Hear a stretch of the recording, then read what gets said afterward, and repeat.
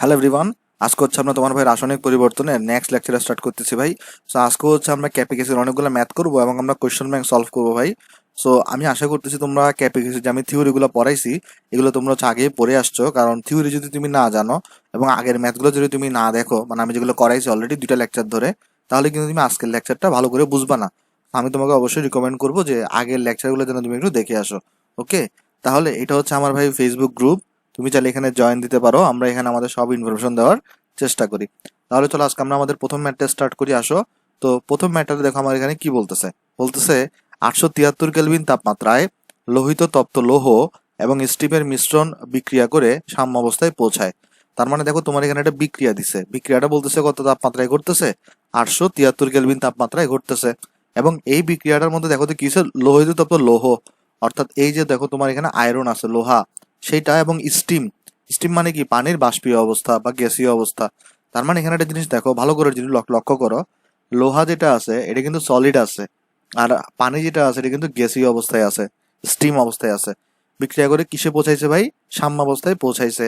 তারপরে বলতেছে সাম্যাবস্থায় হাইড্রোজেন এবং স্টিমের আংশিক চাপ হলো এত এবং এত। তার মানে সাম্যাবস্থার মধ্যে তোমার কি দেওয়া আছে, এই যে হাইড্রোজেনের হচ্ছে যে হাইড্রোজেন, এখানে যে হাইড্রোজেন তৈরি হচ্ছে যেটা গ্যাসীয়, কিন্তু এখানে যে Fe3O4 যেটাকে আমরা ম্যাগনেট বলি, ম্যাগনেটাইট বলি, এই ম্যাগনেটাইটটা কিন্তু এখানে সলিড অবস্থায় আছে।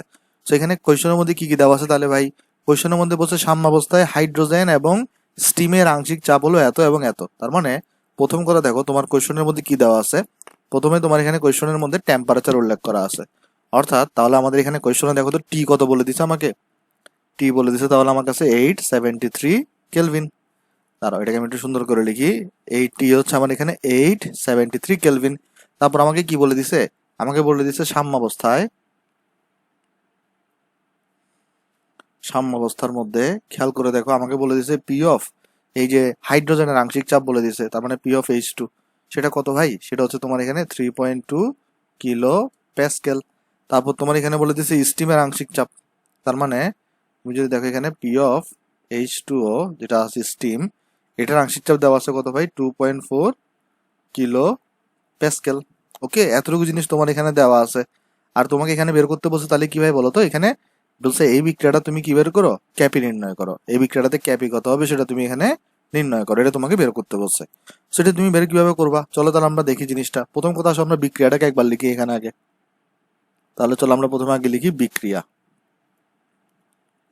তাহলে দেখো তো ভাই কোয়েশ্চন আমাকে কি বিক্রিয়া দেওয়া আছে, এখানে আমাকে বলছে 3Fe, যেটা সলিড অবস্থায় আছে, 4H2O, যেটা তোমার গ্যাসীয় অবস্থায় আছে, আর এখান থেকে তোমার তৈরি হচ্ছে Fe3O4।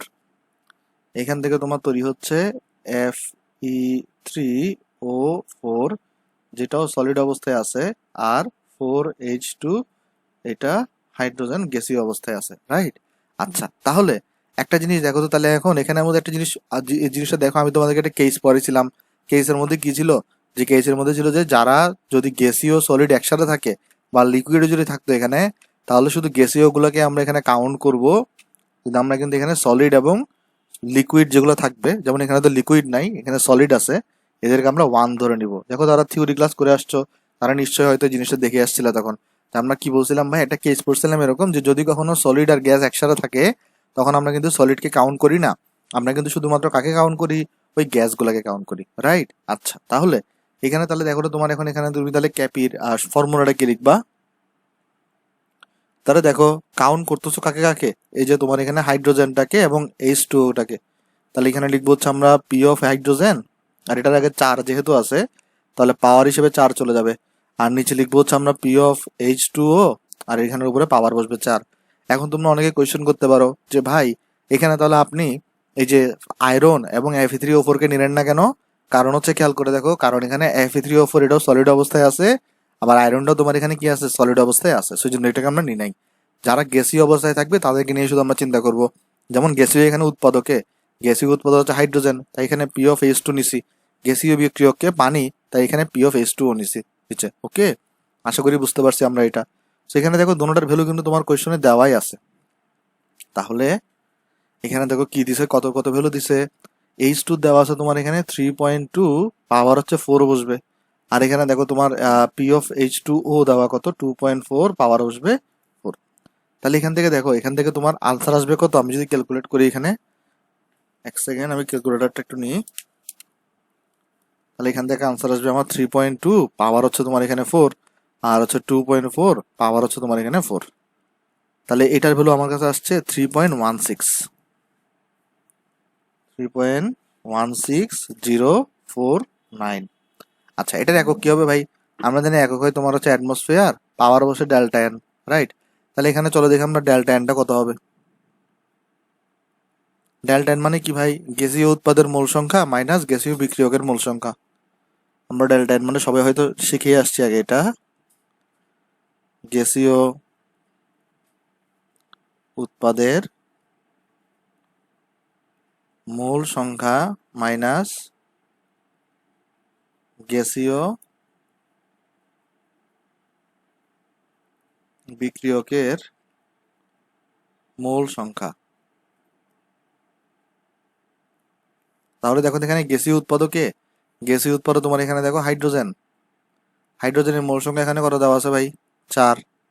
আবার গ্যাসীয় বিক্রিয়কটাকে পানি, তাহলে পানির মোল সংখ্যা এখানে কত দেওয়া আছে? 4 দেওয়া আছে। তো 4 থেকে 4 গেলে কত থাকে? 0। তাহলে এই ক্ষেত্রে দেখো ডেল্টা এনটা তোমার কত আসছে? 0। তাহলে ডেল্টা এনটাকে যদি 0 বসাও, আচ্ছা এখানে আমি একটা জিনিস তোমাকে ক্লিয়ার করে দিই। এখানে দেখো, এখানে একটা জায়গায় যখন এই জায়গাতে তুমি বেঁচে যাবা, কিন্তু নর্মালি যদি অন্যভাবে থাকতো তাই কিন্তু তুমি বাঁচতা না। কিভাবে, কি প্রবলেমে পড়বো আমি তোমাকে এখানে ক্লিয়ার করে দিই। দেখো সাপোজ এখানে আমরা আগে যে প্রেশার, আগে যে অঙ্কগুলো করছিলাম ওইখানে যে প্রেশারের ভ্যালুটা দেওয়া ছিল, ওই প্রেশারের ভ্যালুটা কিন্তু তোমার অ্যাটমসফিয়ারে দেওয়া থাকতো, কিন্তু এখানে দেখো তো এই অঙ্কটাতে প্রেশারের ভ্যালুটা কিসে দেওয়া? কেপিএতে দেওয়া, মানে কিলো প্যাসকেলে দেওয়া। তাহলে অ্যাটমসফিয়ারে দেওয়া থাকলে এককের সময় অ্যাটমসফিয়ার পাওয়ার ডেল্টা এন বসাবা, আর তোমার যদি কিলো প্যাসকেল থাকে তাহলে kilo Pascal power delta N বসাবা। এই অঙ্কটাতে কোনো সমস্যা হবে না। কেন? কারণ এই অঙ্কটাতে ক্যাপির কোনো একক থাকবে না। কারণ তুমি যদি এখানে ডেল্টা এনটা 0 বসাও, দেখো এখানে ডেল্টা এনটাকে 0 বসাই দাও, তো অ্যাটমসফিয়ার 0 তোমার কোনো এককই তো নেই, তাই এখানে কোনো একক থাকতেছে না। সো এটার ভ্যালু হবে জাস্ট এটা, কারণ এটার কোনো একক থাকবে না, তাই না? তাহলে এই জন্য হচ্ছে এই বিষয়টাতে একটু সতর্ক থাকবো। মানে তোমার নর্মালি যদি তোমার কি হয় বলতো, আমরা আগে যে ম্যাথগুলো করছিলাম এখানে কিন্তু প্রেশারের এককটা অ্যাটমসফিয়ারে দেওয়া ছিল, তাহলে তুমি অ্যাটমসফিয়ারে দেওয়া থাকলে তুমি ক্যাপিয়ার একক বসাইছো অ্যাটমসফিয়ার পাওয়ার ডেল্টা এন। আর যদি তোমার এখানে কিলো প্যাসকেলে দেওয়া থাকে তাহলে একক কত হবে? Kilo Pascal power delta N. তাহলে চলো এই জিনিসটাকে আমি নোট আকারে লিখে দিই এখানে, কারণ এটা অনেক সময় ভুল করে ফেলে। যেমন প্রবলেমটা কোথায় হইতো ভাই? তুমি যদি ধরো এখানে ডেল্টা এন এর ভ্যালুটা 1 আসছে, সাপোজ কোনো কারণে ডেল্টা এন এর ভ্যালুটা কত আসছে? 1 আসছে, আর তুমি এখানে তখন অ্যাটমসফিয়ার পাওয়ার 1 লিখে দিচ্ছ, তখন কিন্তু ভুল হয়ে যাবে, তখন এটা কিন্তু কিলো প্যাসকেল পাওয়ার 1 হবে। হ্যাঁ, আশা করি এই জিনিসটা বুঝতে পারছো ভাই।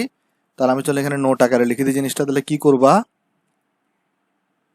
করবা যেটা সেটা হচ্ছে যে তোমার এখানে এই যে ক্যাসির ক্ষেত্রে এরকম ঝামেলা থাকে না। আসলে ক্যাসির ক্ষেত্রে আসলে এরকম ঝামেলা করো না, কারণ ক্যাসির ক্ষেত্রে তোমাকে মানে মোল বা লিটারে নিতেই হয়। কিন্তু এখানে তুমি প্রেসারের ক্ষেত্রে চাইলে কিলো প্যাসকেলও রাখতে পারো, চাইলে তুমি তোমার হিসাব মতো অ্যাটমসফিয়ারও রাখতে পারো আসলে। তাহলে এখানে নোটটা যেটা লিখবো সেটা হচ্ছে এরকম, যে তোমার প্রেসারের একক, প্রেসারের একক বেশিরভাগ সময় তোমাকে অ্যাটমসফিয়ারেই দেওয়া থাকবে। অ্যাটমসফিয়ারে দেয়া থাকলে তুমি কি করবা? ক্যাপিয়ার একক বসাবা হচ্ছে কত? Atmosphere power delta N. আর কোনো কারণে তোমার যদি ভাই প্রেসারের একক, যেমন এই অঙ্কটাতে দেখো কিসে দেওয়া? কিলো প্যাসকেলে দেওয়া। তো কিলো প্যাসকেলে দেওয়া থাকলে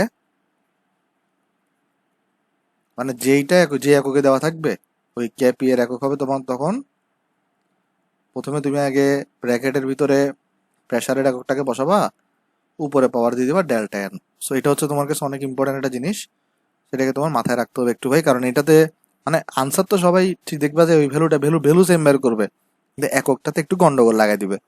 তো এই গন্ডগোলটা যখন লাগালে তোমার কিন্তু 1 নাম্বার কেটে দিবে। তো তোমার যদি একটা নাম্বার কেটে না যায়, তাই হচ্ছে তুমি এই জিনিসটা একটু জেনে রাখলে এখানে। হ্যাঁ, আশা করি এটা বুঝতে পারছো ভাই ম্যাথটা। তাহলে আমরা চলো এরপরে নেক্সট ম্যাথে যাই, দেখে আমাদেরকে নেক্সট ম্যাথ কি বলতেছে।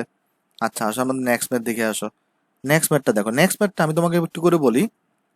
নেক্সট ম্যাথটা একটি এক্সেপশনাল ম্যাথ। কেন এক্সেপশনাল ম্যাথ একটু তুমি বুঝতে পারবে এখন। আগের কোনো ধরনের অঙ্কই আমরা এই ধরনের এইভাবে করি নাই। আর এখন আমরা যে ম্যাথটা দেখবো এখন কোথায় এক্সেপশনাল, কেমনে এক্সেপশনাল সময় আমি বুঝাই বলতেছি। দেখো এই অঙ্কটা একবার আমরা দেখি আসো। অঙ্কটাতে কি বলতেছে দেখো তো, কার্বন ডাইঅক্সাইড এটা গ্যাসীয় অবস্থায় আছে, হাইড্রোজেন এটাও গ্যাসীয় অবস্থায় আছে, এখান থেকে কার্বন মনোক্সাইড তৈরি হচ্ছে, এটাও গ্যাসীয় অবস্থায় আছে, পানি তৈরি হচ্ছে, এটাও গ্যাসীয় অবস্থায় আছে। আর এই বিক্রিয়াটার তোমার এখানে ক্যাসি দেওয়া আছে কত, 0.137। তার মানে আমি যদি একটু করে দেখি বিক্রিয়া, আমরা যদি প্রথমে যদি বিক্রিয়াটাকে লিখি, এখানে তোমার বিক্রিয়াটা কি দিছে দেখো তো, কার্বন ডাইঅক্সাইড যেটা গ্যাসীয় অবস্থায় আছে প্লাস হাইড্রোজেন এটাও গ্যাসীয় অবস্থায় আছে, তারপর তোমার এখানে এরপরে দেখো এখানে কি আছে, এখানে তোমার হচ্ছে কার্বন মনোঅক্সাইড এটাও গ্যাসীয় অবস্থায় আছে, আর তোমার এখানে H2O এটাও তোমার এখানে গ্যাসীয় অবস্থায় আছে।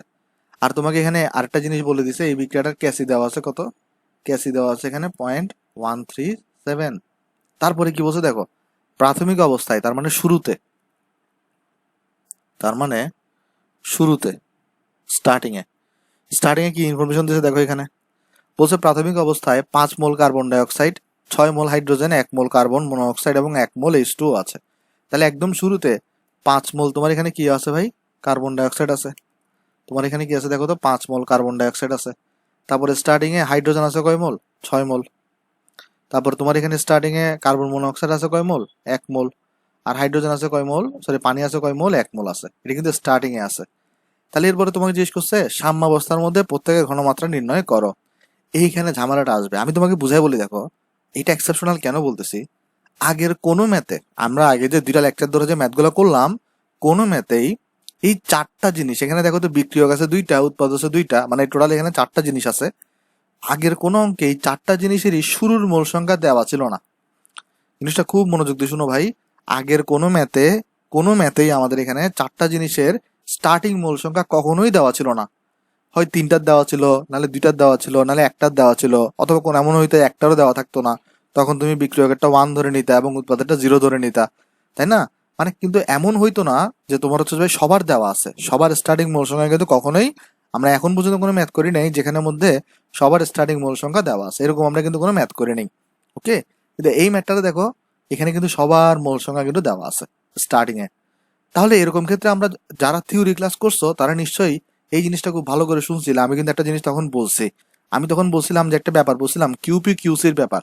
আমি বলছিলাম তোমাকে যে যদি কোনো বিক্রিয়ায় সবগুলা বিক্রিয়ক এবং উৎপাদের যদি স্টার্টিং মোল সংখ্যা দেওয়া থাকে, তখন মাস্ট বি তোমাকে কিউসি বের করতে হবে আগে। মাস্ট বি তোমাকে কি বের করতে হবে, কিউসি বের করতে হবে। এবং দেন চেক করতে হবে কিউসি আর ক্যাসি এর মধ্যে কে বড় কে ছোট। এবং এরা যদি বড় ছোট হয় তাহলে কি ধরনের রেজাল্ট আসবে সেটা আমরা লিখে দিয়েছিলাম। সেই জন্য আমি কিন্তু প্রথমেই বলে দিছি ভাই, আজকের ম্যাথগুলো করার জন্য তোমার কিন্তু থিওরি জানা লাগবেই। তুমি থিওরি না জানে কিন্তু ম্যাথ করতে পারবা না।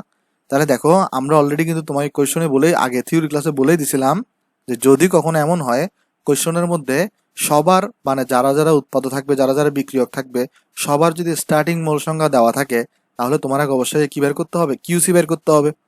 আচ্ছা, এখন তুমি প্রশ্ন করতে পারো ভাই কিউসি জিনিসটা কি। কিউসি জিনিসটা হচ্ছে যে, নর্মালি আমি বলছিলাম যে ক্যাপিকেসি এগুলো আমরা হিসাব করি কোথায়, সাম্যাবস্থায়। আর কিউসি তুমি হচ্ছে যে কোনো অবস্থায় হিসাব করতে পারো। যেমন আমরা এখন কি করব, এই যে আমরা এখানে শুরুতে দেওয়া আছে না, শুরুতে দেখো সবার এখানে এই মোল সংখ্যা দেওয়া আছে। আর এখানে একটা জিনিস দেখো তো, পাত্রের আয়তন দেওয়া আছে কত, এখানে 2 লিটার। এখানে পাত্রের আয়তন দেওয়া আছে কত ভাই, এখানে 2 লিটার, রাইট? আচ্ছা, তাহলে আমরা চলো একটা কাজ করি, তাহলে আমরা এখানে চলো, তাহলে তোমার আগে শুরুতে, এই যে আমরা কিউসি কিউবি কিন্তু যে কোনো অবস্থায় বের করতে পারি, তাহলে আমরা চলো শুরুতে কিউসি বের করি।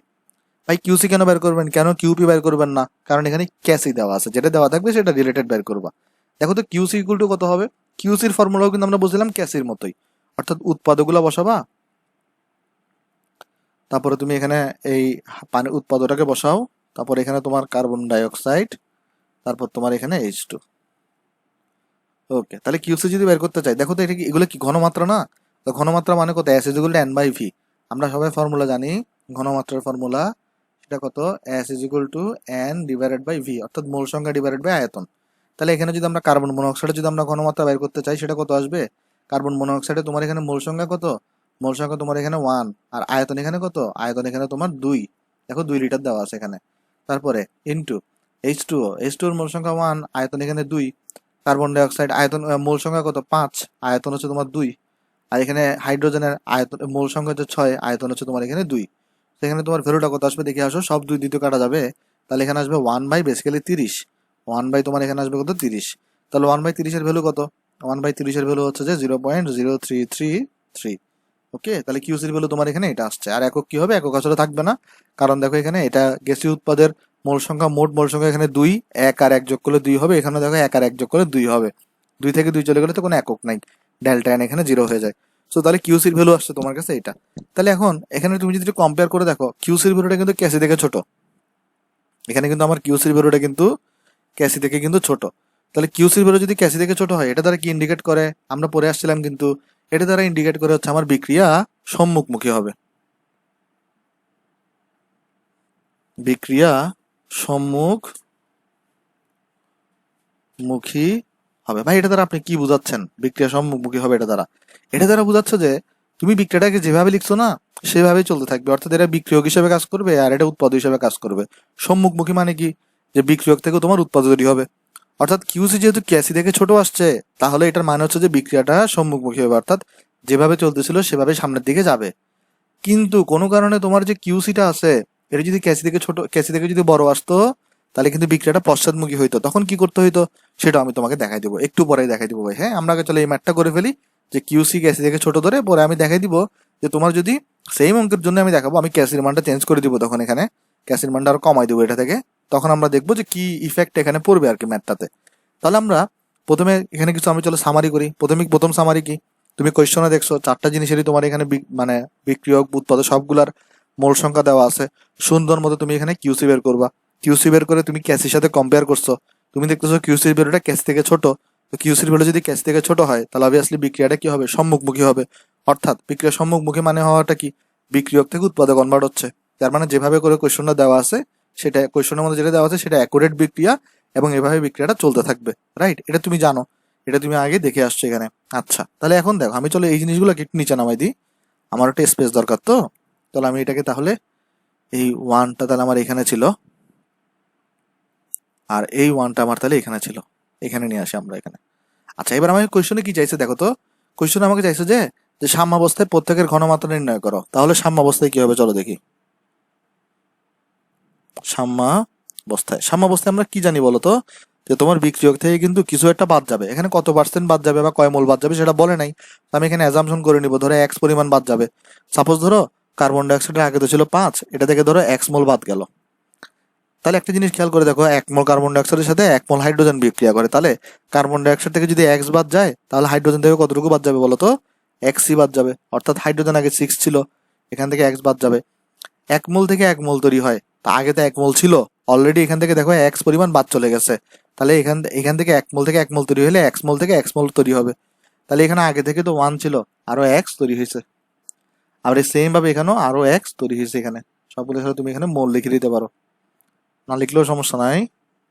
আশা করি আমরা এতটুকু বুঝতে পারছি। এখন তোমাকে কোয়েশ্চনে চাইছে কি, যে সাম্যাবস্থায় প্রত্যেকের ঘনমাত্রা নির্ণয় করো। অর্থাৎ সাম্যাবস্থায় এদের প্রত্যেকের ঘনমাত্রা কত হবে সেটা নির্ণয় করতে বলছে। ঘনমাত্রা নির্ণয়ের জন্য তোমার কি লাগে? মোল সংখ্যা ডিভাইডেড বাই আয়তন। অর্থাৎ আয়তন তো তুমি জানো, অর্থাৎ সাম্যাবস্থায় সবার মোল সংখ্যা লাগবে। সাম্যাবস্থায় সবার যদি মোল সংখ্যা বের করতে চাও, তোমার এখানে কি লাগবে বলো তো? এক্স এর ভ্যালুটা বের করা লাগবে। কোয়েশ্চন হচ্ছে তুমি এক্স কিভাবে বের করবা। দেখো তোমার কোয়েশ্চনে অলরেডি এখানে সাম্যাবস্থায় যে তুমি একটা জিনিস দেখো, এখানে যখন তুমি শুরুর মোল সংখ্যা নিয়ে যখন হিসাব করছো, তখন হচ্ছে কিউসি। আর সাম্যাবস্থার মোল সংখ্যা দিয়ে যখন হিসাব করবা, তখন কিন্তু এখানে কি আসবে বলতো? ক্যাসি আসবে। তাহলে এখানে ক্যাসির ফর্মুলা তুমি কত লিখবা? ক্যাসির ফর্মুলা কিন্তু তোমার এখানে কত, এই যে তোমার একদম হুবহু কিউসির মতো। অর্থাৎ কার্বন মনোঅক্সাইড, H2O,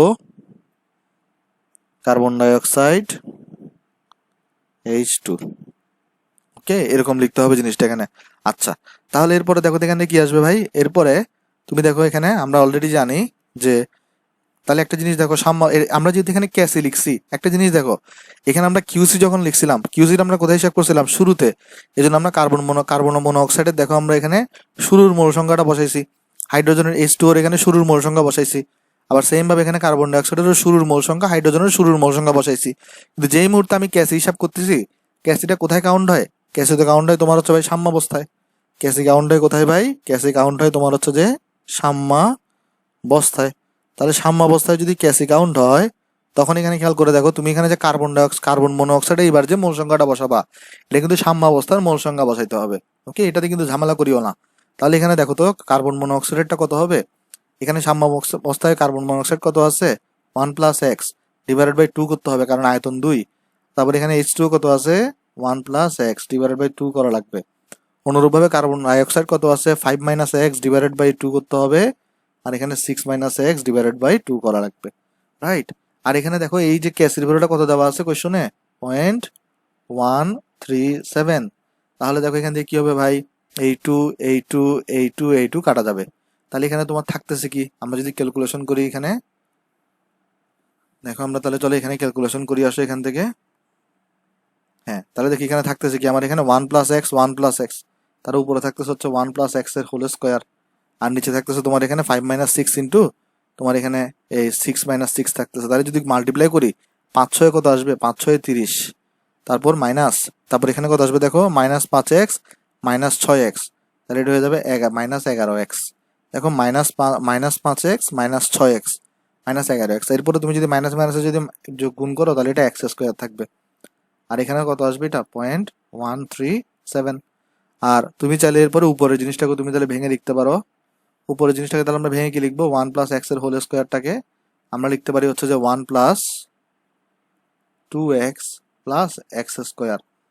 তাহলে এখানে দেখো তো কত আসবে ভাই, আমার এখানে 1 plus 2x plus x square equals to এই যে 0.137 এর সাথে আমার তাহলে কত গুণ হবে বলো তো, 0.137 এর সাথে প্রথমে 30 গুণ হবে, তাহলে এখানে আসছে কত 4.11 আসবে। আর এরপর এটার সাথে 11 গুণ হবে, অর্থাৎ 0.137 এর সাথে 11 গুণ হলে আসবে হচ্ছে যে আমার 1.507x প্লাস এটার সাথে হচ্ছে আমার এখানে 0.137 into x square, 0.137 x square. তাহলে এখান থেকে সলভ করলে তুমি কিসের ভ্যালু পেয়ে যাবা, এক্স এর ভ্যালু। তাহলে চলো সলভ করে আসো। তাহলে এই 1 থেকে তাহলে 0.137টাকে বাদ দিয়ে দিই, তাহলে এখানে থাকবে হচ্ছে যে 0.863 এক্স স্কোয়ার। তারপরে তুমি 2x এর সাথে তাহলে এটা যোগ করবা, তাহলে তোমার এখানে থাকবে 3.507x।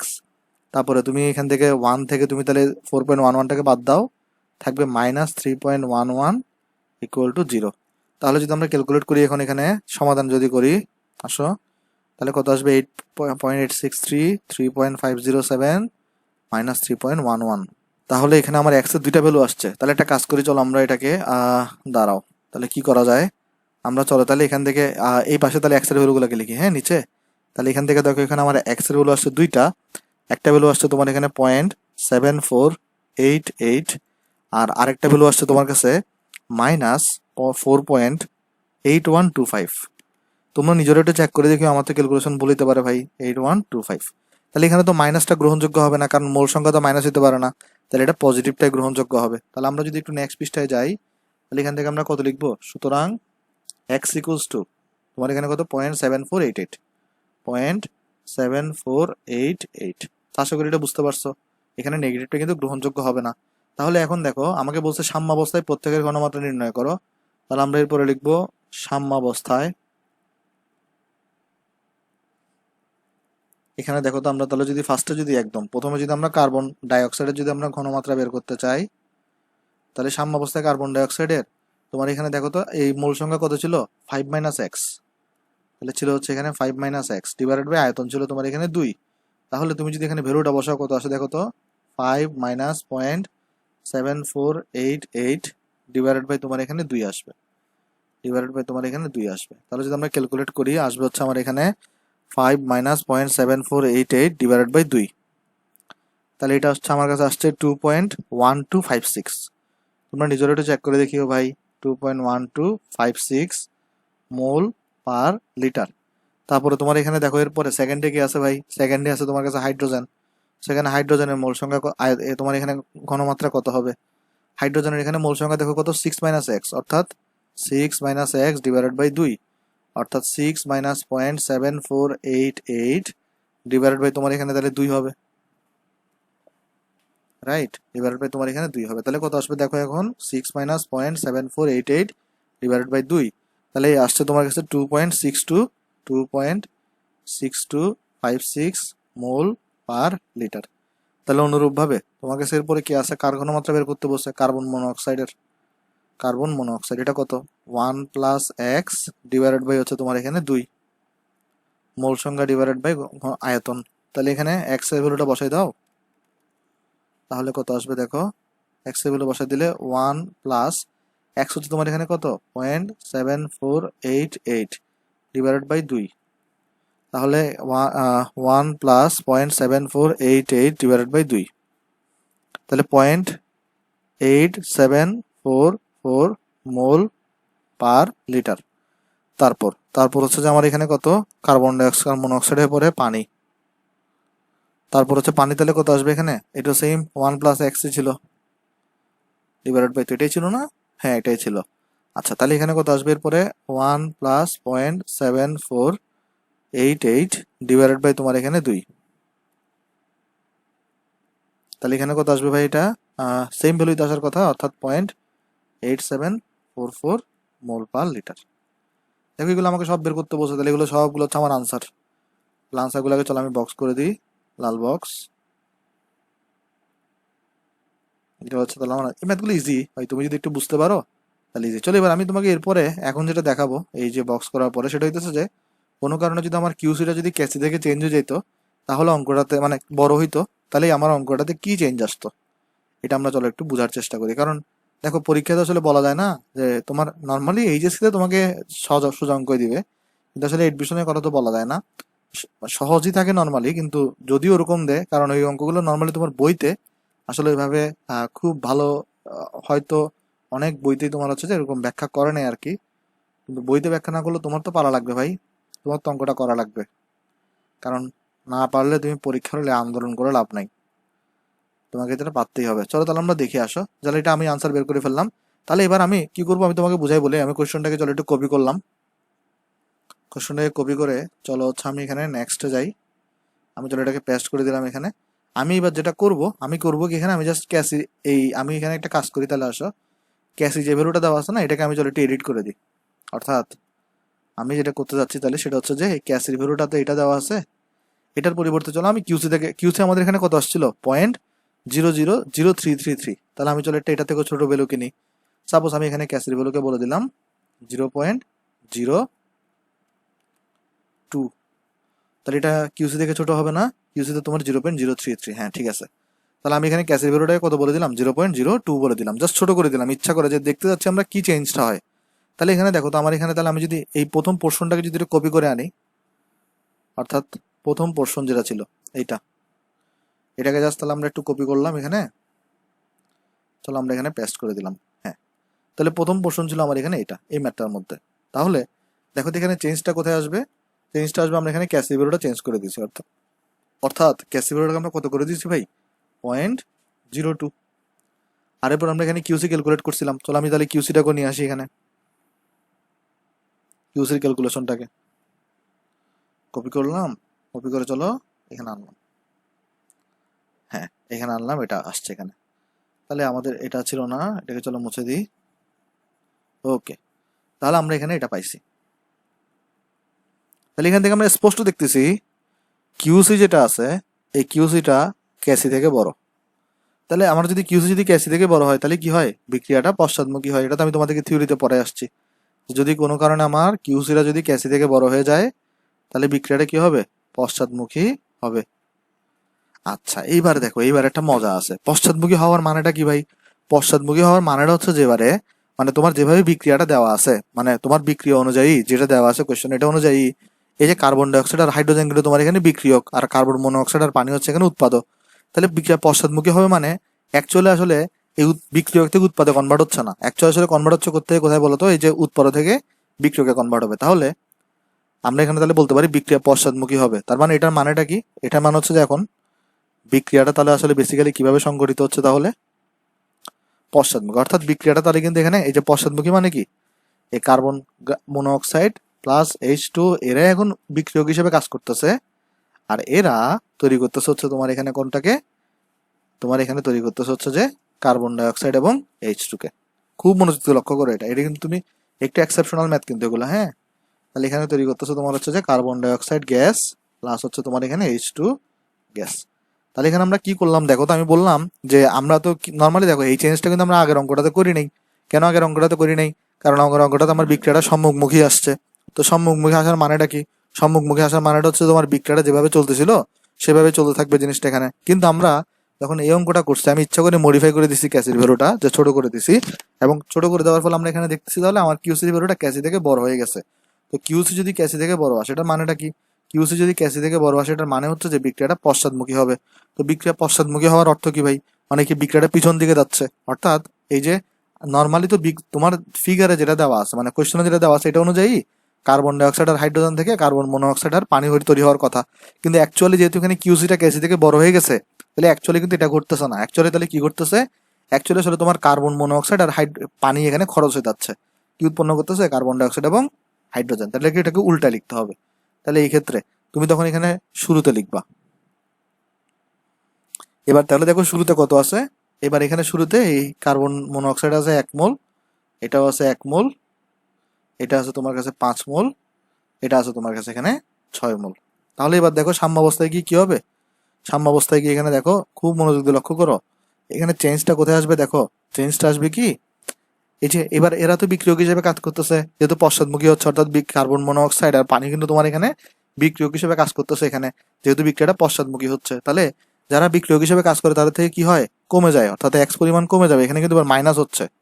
চেঞ্জগুলো ভালো করে লক্ষ্য করো, এখানে কিন্তু এবারে মাইনাস হচ্ছে আর এখানে কিন্তু এবারে প্লাস হবে। বুঝতেছো চেঞ্জগুলো? এবার কিন্তু এখানে এখানে তোমার কি হবে ভাই? প্লাস হবে কিন্তু এখানে। এটা ইম্পর্টেন্ট ভাই, এই অঙ্ক আগে থেকে করে না গেলে কিন্তু পারা কষ্টকর। আশা করি এখন তোমরা পারবা।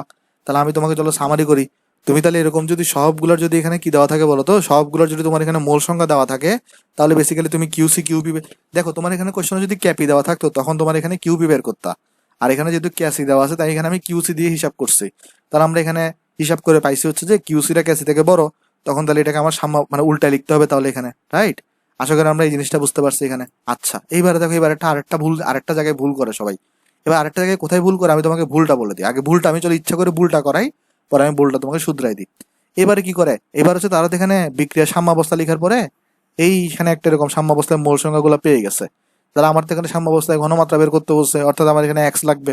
তো এক্সটা আমি কিভাবে পারবো? আমি এখানে হচ্ছে যে এবারে সাম্যাবস্থার কন্ডিশনটার জন্য ক্যাসি ক্যাসি বের করবো। যেমন এখানে এবারে কি করে দেখো, পোলাপানে ক্যাসি সূত্র লিখে, ক্যাসি সূত্র এখানে কত লিখে, যে দেখো এই আমার কিন্তু তাহলে বিক্রিয়া কিন্তু করতেছে নিচেরটা, মানে কার্বন মনোঅক্সাইড আর H2O থেকে আমার কিন্তু এখানে কার্বন ডাইঅক্সাইড আর H2 তৈরি হচ্ছে। তাহলে এখানে আমার উৎপাদকে আছে কার্বন ডাইঅক্সাইড আর H2। তাহলে আমি ক্যাসি যখন লিখবো এখানে, তাহলে এখানে কিন্তু আমার এখানে কত লিখতে হবে? কার্বন ডাইঅক্সাইড এবং H2, এরা হচ্ছে আমার এখানে উৎপাদ হিসেবে কাজ করতেছে।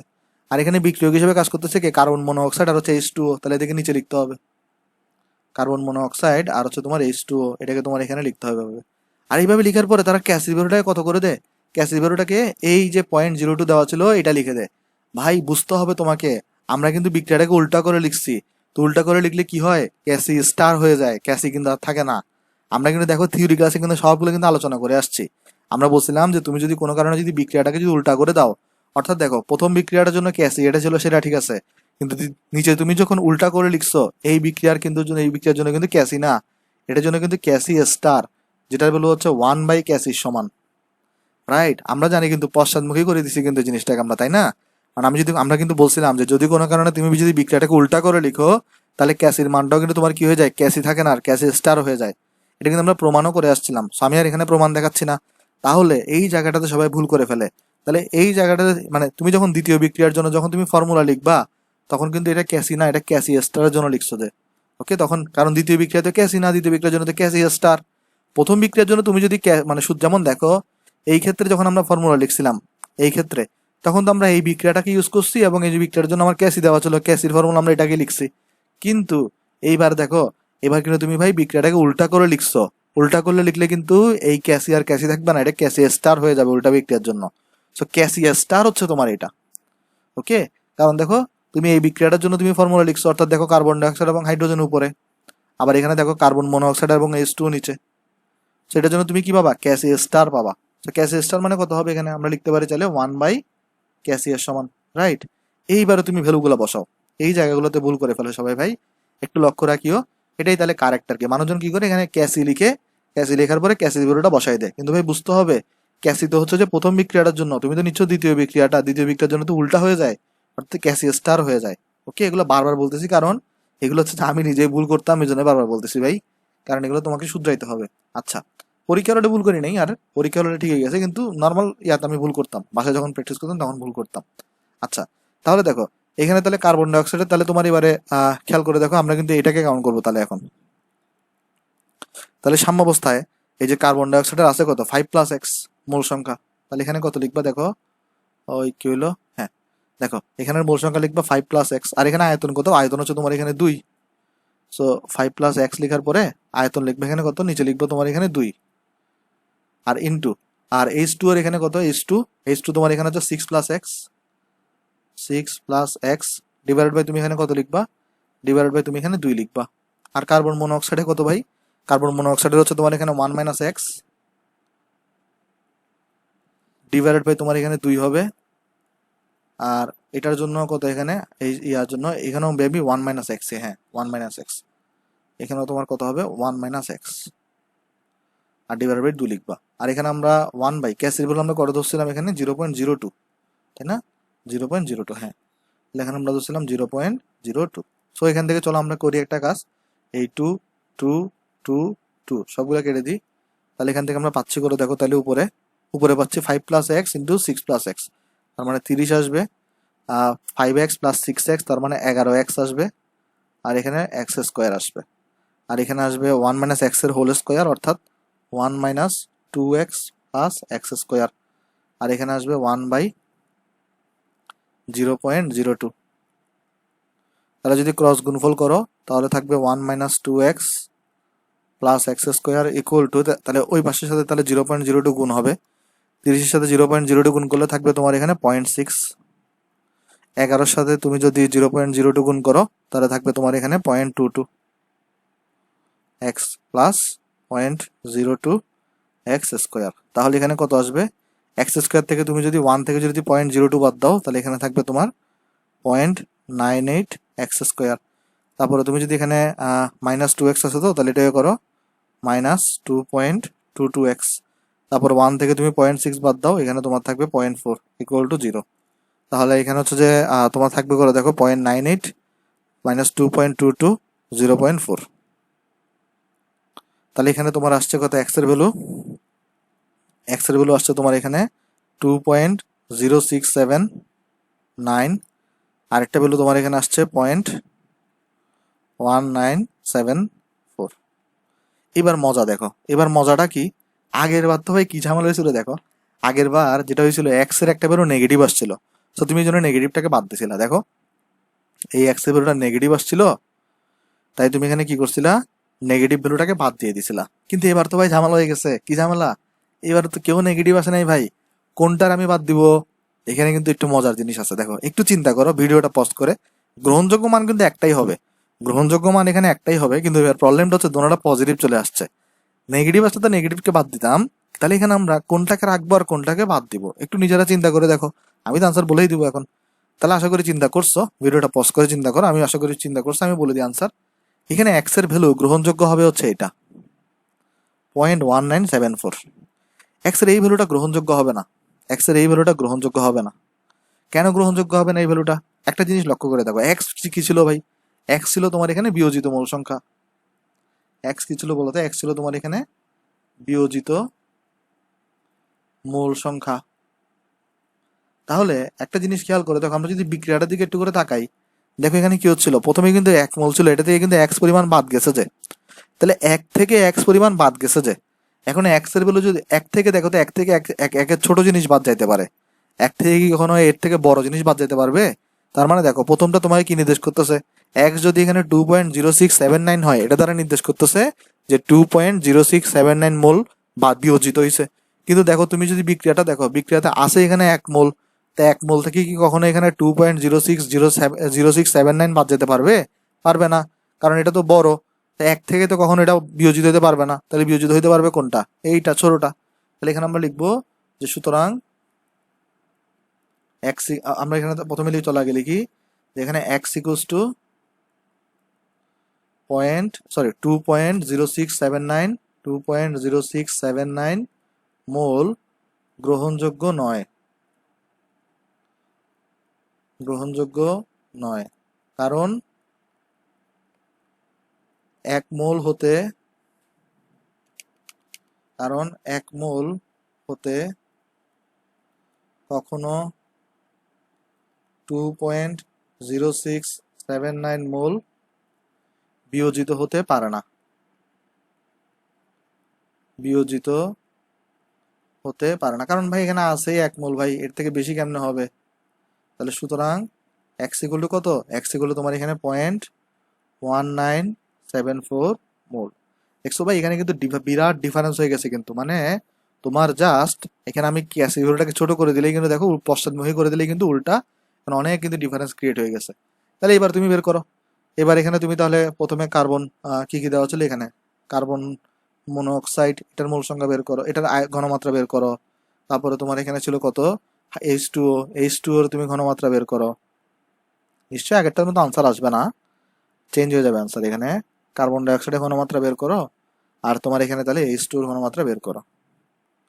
তাহলে আমি তোমাকে কিন্তু এটা উল্টা করেও দেখাই দিলাম যে তুমি আসলে উল্টা যদি কখনো পরীক্ষা আসে তাহলে তুমি কিভাবে আনসার করবা। দেখো তাহলে এখানে আমরা মোল সংখ্যাগুলো লিখবো, আর নিচে হচ্ছে আমরা আয়তনটাকে লিখবো। চলো আমি আয়তনটাকে লিখে দিই আগে। আয়তন 2 2 2 2। আর এখানে দেখো তো কার্বন মনোক্সাইডের তোমার এখানে মোল সংখ্যা কত, 1 মাইনাস এক্স ছিল। তাহলে এখানে 1 মাইনাস এক্স, আর এক্স এর ভ্যালুটা তাহলে আমরা এটা পুট করবো, অর্থাৎ 1 minus 0.1974 divided by 2 divided by 2। তাহলে এখানে কত আসবে আমরা যদি ক্যালকুলেট করি, 1 মাইনাস 0.1974 ডিভাইডেড বাই 2, তাহলে এখানে আসবে তোমার 0.40 বা 0.4 মোল পার লিটার। এখানেও তাহলে সেম 1 মাইনাস এক্স ছিল, দেখো 1 মাইনাস এক্স না, হ্যাঁ 1 মাইনাস এক্স ছিল। সো এখানেও তাহলে রেজাল্ট এটাই আসবে হুবহু, সেটাকে আমি কপি করে রাখতে পারি। ওকে, সো এটাই আসছে আমার এখানে। তাহলে তারপর কার্বন ডাইঅক্সাইড কত ভাই, 5 প্লাস এক্স। সো এখানে বসবে 5 প্লাস এক্স। সো এখানে তুমি যদি বসাও 5 প্লাস এক্স মানে 0.1974, আর ডিভাইডেড বাই তোমার এখানে কত হবে, 2 হবে। সেটা কত আসবে তোমার এখানে, যদি তুমি ক্যালকুলেশন করো 5 প্লাস 0.1974 ডিভাইডেড বাই 2, সো তোমার এখানে আসবে 2.5987, 2.599 লিখে দিই এটাকে। হ্যাঁ, তাহলে এটা কত আসবে এখানে, H2 ছিল 6 প্লাস এক্স, রাইট? সেখানে হবে 6 প্লাস এক্স। তাহলে এখানে এরপরে এক্স কত আসবে এখানে, 0.1974, অর্থাৎ 6 প্লাস 0.1974 ডিভাইডেড বাই 2। সো এখানে আসবে 6 প্লাস 0.1974 ডিভাইডেড বাই 2, অর্থাৎ 3.09987 ছিল, তো এটাকে 99 করে দিয়েছে। সেগুলো হচ্ছে তোমার এখানে আনসার। ওকে, এটা বেশ ভালো ম্যাথ ছিল, আশা করি এটা বুঝতে পারছো সবাই কিভাবে আমরা করছি আসলে। আচ্ছা প্র্যাকটিস করিও ভাই, নাহলে কিন্তু এটা পারবা না পরীক্ষার হলে গিয়ে। আর পরীক্ষার হলে প্রথমবার আসলে তো আগে থেকে করে না গেলে এটা পারার চান্স খুবই কম, কারণ তুমি বুঝবাই না এইসব পত্রগুলো যে পশ্চাৎমুখী হলে কি হবে, এটাকে ক্যাসিয়াস স্টার ইউজ করতে হবে এগুলা। আচ্ছা, সো আশা করি এই জিনিসটা তুমি এখানে বুঝতে পারছো ভাই। তাহলে চলো আমরা এই ম্যাথটা স্টার্ট করি। তাহলে এই ম্যাথটা দেখে আমরা এখানে কি বলতেছে, এটাও দেখো সিমিলার টাইপের ম্যাথ। আমি ইচ্ছা করে এখানে দুইটা পর্ব সিমিলার রাখছি, এটাও তোমার এখানে সিমিলার টাইপেরই ম্যাথ। যেমন কিভাবে সিমিলার টাইপের ম্যাথ বলতেছি দেখো। এখানে প্রথমে চলো আমরা আগে বিক্রিয়াটা লিখি একটা নির্দিষ্ট তাপমাত্রায়। এই বিক্রিয়াটা সাম্য ধ্রুবক দেওয়া আছে 16। তাহলে এখানে আমার একটা বিক্রিয়া দেওয়া আছে। তাহলে এখানে আমার বিক্রিয়াটা কত, বিক্রিয়াটা তোমার এখানে sulphur dioxide gas plus nitrogen dioxide gas, এখান থেকে তোমার তৈরি হচ্ছে ভাই সালফার ট্রাইঅক্সাইড, এটাও গ্যাসীয় অবস্থায় আছে। এখান থেকে তৈরি হচ্ছে তোমার সালফার ট্রাইঅক্সাইড, এটাও গ্যাসীয় অবস্থায় আছে। আরেকটা তৈরি হচ্ছে তোমার নাইট্রোজেন মোনোঅক্সাইড, এটাও তোমার এখানে গ্যাসীয় অবস্থাতে আছে। এবং এই বিক্রিয়ার এখানে দেখো এই সাম্য ধ্রুবক দেওয়া আছে 16। এখন সাম্য ধ্রুবক ক্যাপিও হইতে পারে, ক্যাসিও হইতে পারে, তো তুমি কোনটাকে নিবা? এখানে দেখো তো পাত্রের আয়তন দেওয়া আছে। আয়তন দেওয়া থাকলে 1 ডেসিমিটার কিউব মানে 1 লিটার, আয়তন দেওয়া থাকা মানে সাম্য ধ্রুবক কোনটা বোঝাচ্ছে, সাম্য ধ্রুবক ক্যাসিকে বোঝাচ্ছে। যদি চাপ দেওয়া থাকতো তাহলে সাম্য ধ্রুবক দ্বারা ক্যাপিকে বোঝাইতো, রাইট? এই জিনিসটা আমরা সবাই জানি। তাহলে আসলে তোমার এই বেসিক্যালি এই বিক্রিয়াটার কি দেওয়া আছে, ক্যাসি দেওয়া আছে। ক্যাসি কত, 16। সো এখানে দেখো তোমার এরপরে বলছে কি যে যদি বিক্রিয়ার শুরুতে, তার মানে স্টার্টিং এ 1 লিটার পাত্রে মানে 1 ডেসিমিটার কিউব পাত্রে প্রত্যেকটা গ্যাসের মানে সবার 1 মোল করে তুমি নিছো, অর্থাৎ শুরুতে এখানে সবার মোল সংখ্যা দেওয়া আছে। তাহলে এখানে শুরুতে, তাহলে শুরুতে এটাও দেওয়া আছে 1 মোল, এটাও দেওয়া আছে এখানে 1 মোল, এটাও দেওয়া আছে তোমার এখানে 1 মোল, এটাও দেওয়া আছে তোমার কাছে 1 মোল। তাহলে ভাই জিনিসটা লক্ষ্য করো, এখানে সবার মোল সংখ্যা দেওয়া আছে না, তাহলে তোমার এখানে কি করা লাগবে, তোমার এখানে তাহলে কিউসি ক্যালকুলেট করা লাগবে আগে। তাহলে এখানে তুমি কিউসি ক্যালকুলেট করো। তাহলে যেহেতু এখানে ক্যাসি দেওয়া আছে তাই তুমি এখানে কিউসি ক্যালকুলেট করতেছো। তো কিউসি তোমার তাহলে কত হবে এখানে বলো তো? এই যে SO3 এর ঘনমাত্রা, NO এর ঘনমাত্রা, SO2 এর ঘনমাত্রা, NO2 এর ঘনমাত্রা, তাহলে আসবে কত ভাই? দেখো সবগুলো তো 1 করে করে, তাই না? কারণ এখানে আয়তনও হচ্ছে 1 আবার। তাহলে দেখো সবার মোল সংখ্যা 1 আর আয়তনও হচ্ছে 1। তাহলে আলটিমেটলি সবগুলোকে তুমি গুণফল করে রেজাল্ট পাবো কত? 1। কারণ দেখো সবার মোল সংখ্যা 1 করে, আবার আয়তনও 1। 1 ডিভাইড বাই 1 তো 1ই থাকবে। তো যেটা কত থেকে ছোট দেখো তো, এখানে কিউসি ক্যাসিটা দেওয়া আছে কত? 16। 1 কিন্তু 16 থেকে ছোট। তাহলে এখান থেকে আমরা ডিসিশনে আসতে পারি যে আমার কিউসি যেহেতু আমার ক্যাসি থেকে ছোট, তাহলে আমার বিক্রিয়াটা সম্মুখমুখী হবে। বিক্রিয়া সম্মুখমুখী হবে।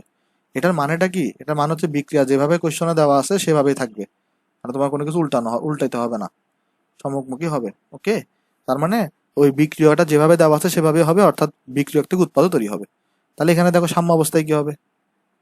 এখানেও কিন্তু দেখো তোমার প্রত্যেকের ঘনমাত্রাই মনে বের করতে বসে না? হ্যাঁ, ঘনমাত্রাই বের করতে বসে। তাহলে এখানে আমি তো কত মোল বিয়োজিত হচ্ছে সেটা জানি না।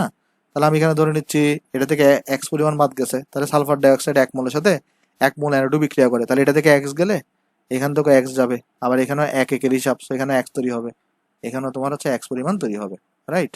এভাবে করে তোমার হচ্ছে মোল সংখ্যার হিসাবটা আসছে এখানে। ওকে ভাই, তাহলে এবার কি করব?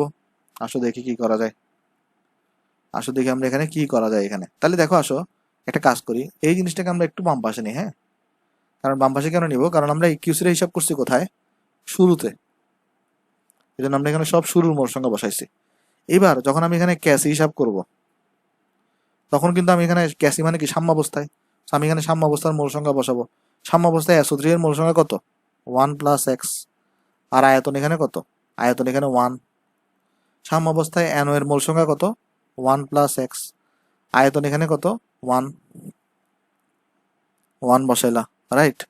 আবার দেখো তো সাম্যাবস্থায় তোমার এখানে SO2 এর এখানে কত? 1 মাইনাস এক্স। মোল আয়তন কত? 1। এটার কত? 1 মাইনাস এক্স, আয়তন হচ্ছে তোমার এখানে 1। তাহলে এখানে থাকতেছে কত? 1 প্লাস এক্স এর হোল স্কোয়ার, আর এখানে থাকতেছে 1 মাইনাস এক্স এর হোল স্কোয়ার। সেটাকে দিয়ে দাও দাগে এদিকে। ওকে, দাগে দিকে দিয়ে দিচ্ছ এটাকে। আচ্ছা, তারপর তাহলে এই যে এটাকে তুমি ভেঙে চলে চাইলে কি লিখতে পারতা? ভেঙে লিখতে পারতা তুমি এখানে 1 plus 2x plus x square, এটাতে লিখতে পারতা 1 minus 2x plus x square.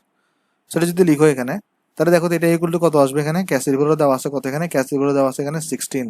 তো 16 লিখো। এরপরে তুমি ক্রস গুণফল করো, অর্থাৎ 1 plus 2x plus x square তো তোমার এখানে আছে।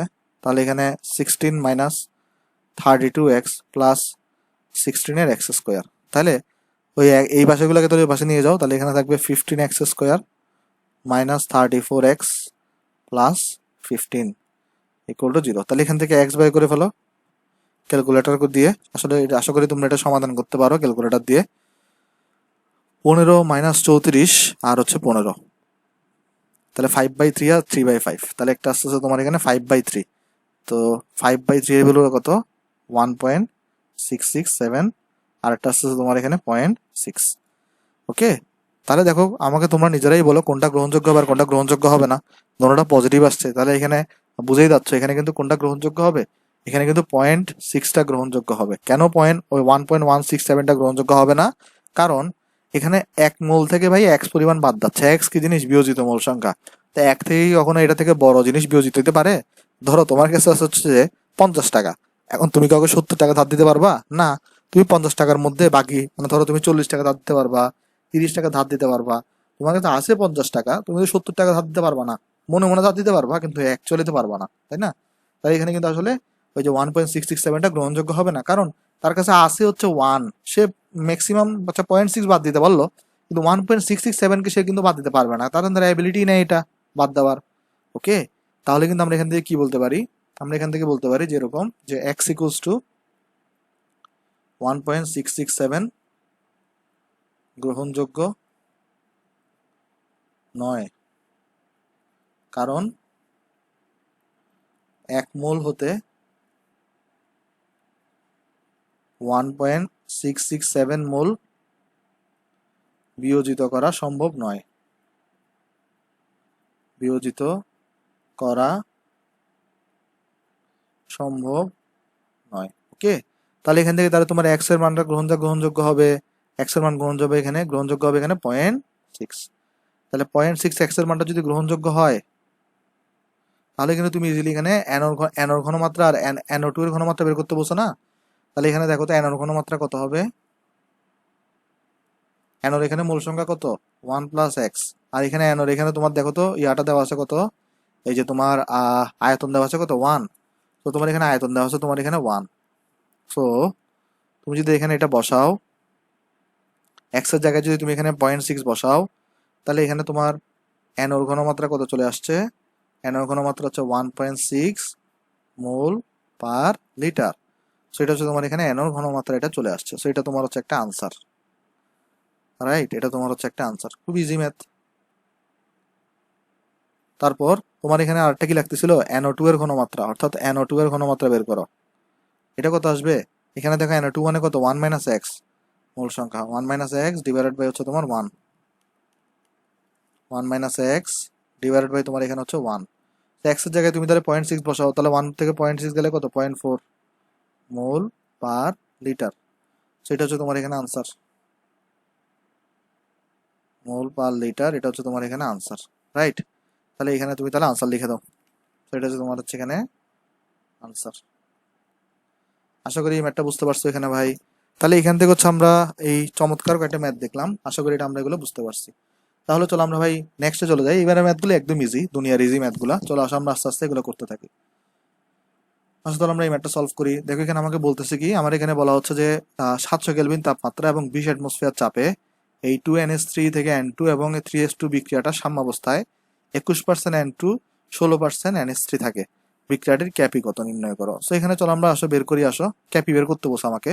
সো আমি চলো প্রথমে আগে তোমার এখানে বিক্রিয়াটাকে লিখি। বিক্রিয়া, তাহলে বিক্রিয়াটার মধ্যে লক্ষ্য করে দেখো তোমার এখানে বলছে কি বিক্রিয়াটা কিভাবে হচ্ছে, 2NH3 থেকে তোমার এখানে কি তৈরি হচ্ছে ভাই, তোমার এখানে আচ্ছা এগুলো তো গ্যাসীয় অবস্থা, সেটাকে গ্যাস লিখি। তো কোয়েশ্চনে যদিও গ্যাসীয় অবস্থা বলা নাই, তাহলে আমরা বলে দিয়েছিলাম যে যদি না বলে তাহলে বাই ডিফল্ট গ্যাস ধরে নিতে হবে। তাহলে তোমার এখান থেকে তৈরি হচ্ছে N2 গ্যাস প্লাস 3H2, এটাও তোমার এখানে গ্যাসীয় কন্ডিশন, রাইট। এটা হচ্ছে তোমার এখানে বিক্রিয়া। তাহলে তোমার এখানে কিন্তু ক্যাপি বের করতে বলছে। ক্যাপি বের করার জন্য তোমার এখানে দেখো ইনফরমেশন দেওয়া আছে কিন্তু 21% N2 আছে আর 16% NH3 আছে, কোথায়, সাম্য অবস্থায়। একটা জিনিস তুমি চিন্তা করো তো, তোমার এখানে ক্যাপি বের করার জন্য তোমার কি কি লাগে। ক্যাপি বের করার জন্য তোমার দেখো প্রথম কথা হচ্ছে যে ক্যাপির যদি তুমি ফর্মুলা লিখো, আমরা এরপর আসতেছি শুরুতে কি লিখতে হবে দেখতেছি, আসো। ক্যাপির যদি এখানে বিক্রিয়াটা যদি তুমি ফর্মুলা লিখো, তাহলে তোমার এখানে লাগবে P of N2 into P of H2 এর উপরে পাওয়ার বসবে কিউব, পি অফ NH3 এর উপরে পাওয়ার বসবে এখানে স্কোয়ার, রাইট, এটা বসবে তোমার এখানে। এরপরে দেখো এখন তুমি যদি এই আংশিক চাপটা বের করতে যাও, তোমার কি লাগবে, মোল ভগ্নাংশ কিন্তু টোটাল চাপ। তো টোটাল চাপ তো তোমার কোয়েশ্চন অলরেডি দেওয়াই আছে। তো তোমার কি লাগবে, সাম্য অবস্থায় মোল ভগ্নাংশ লাগবে। তো মোল ভগ্নাংশ মানে কি, ওই যে সাম্য অবস্থায় নাইট্রোজেনের মোল সংখ্যা আর হচ্ছে সাম্য অবস্থায় তোমার হচ্ছে যেখানে ওই যে এই বাকিদের মোল সংখ্যা ডিভাইডেড বাই হবে, যদি তুমি পি অফ N2 বের করতে চাও, তাহলে আমরা শিখে আসছি। তাহলে তোমার এখানে কিন্তু অন্যান্য অবস্থার কিন্তু মোল সংখ্যা লাগতেছে না। আর কোয়েশ্চন অলরেডি তোমাকে দেখো তো কি বলে দিছে এখানে, তোমাকে কোয়েশ্চন অলরেডি বলে দিছে সাম্য অবস্থায়। তোমাকে কোয়েশ্চন অলরেডি কি বলেছে দেখো, সাম্য অবস্থায় কি কি আছে দেখো তো। সাম্য অবস্থায় কোয়েশ্চন অলরেডি বলে দিছে সাম্য অবস্থায় নাইট্রোজেন আছে কত পার্সেন্ট, 21%। কোয়েশ্চন অলরেডি বলে দিছে NH3 আছে কত পার্সেন্ট, 16%।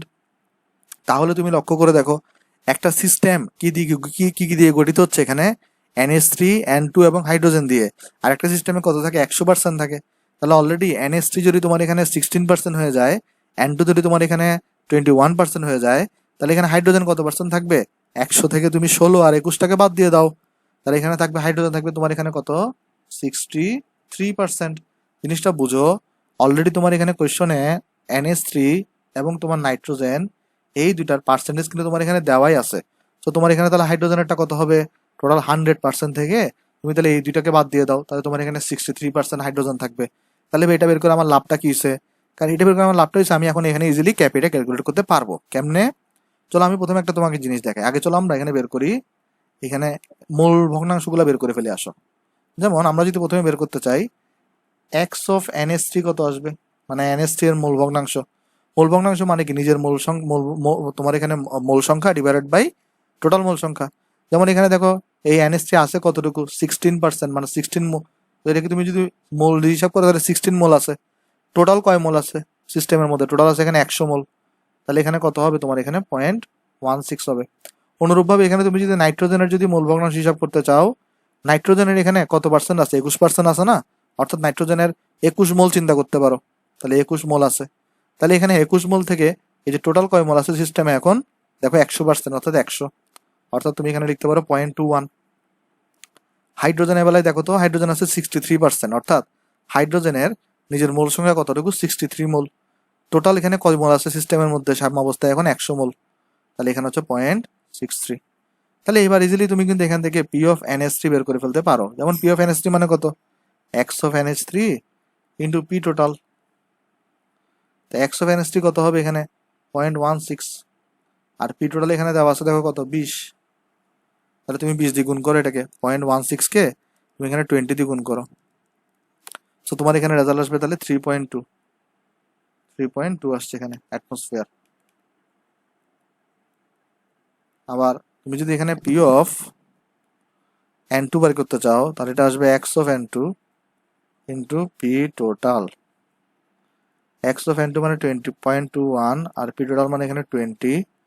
তাহলে 0.21 কে তুমি যদি 20 দিয়ে গুণ করো তাহলে এখানে আসবে তোমার এখানে 4.2 অ্যাটমসফিয়ার। তারপর পি অফ H2 এটা মানে কত?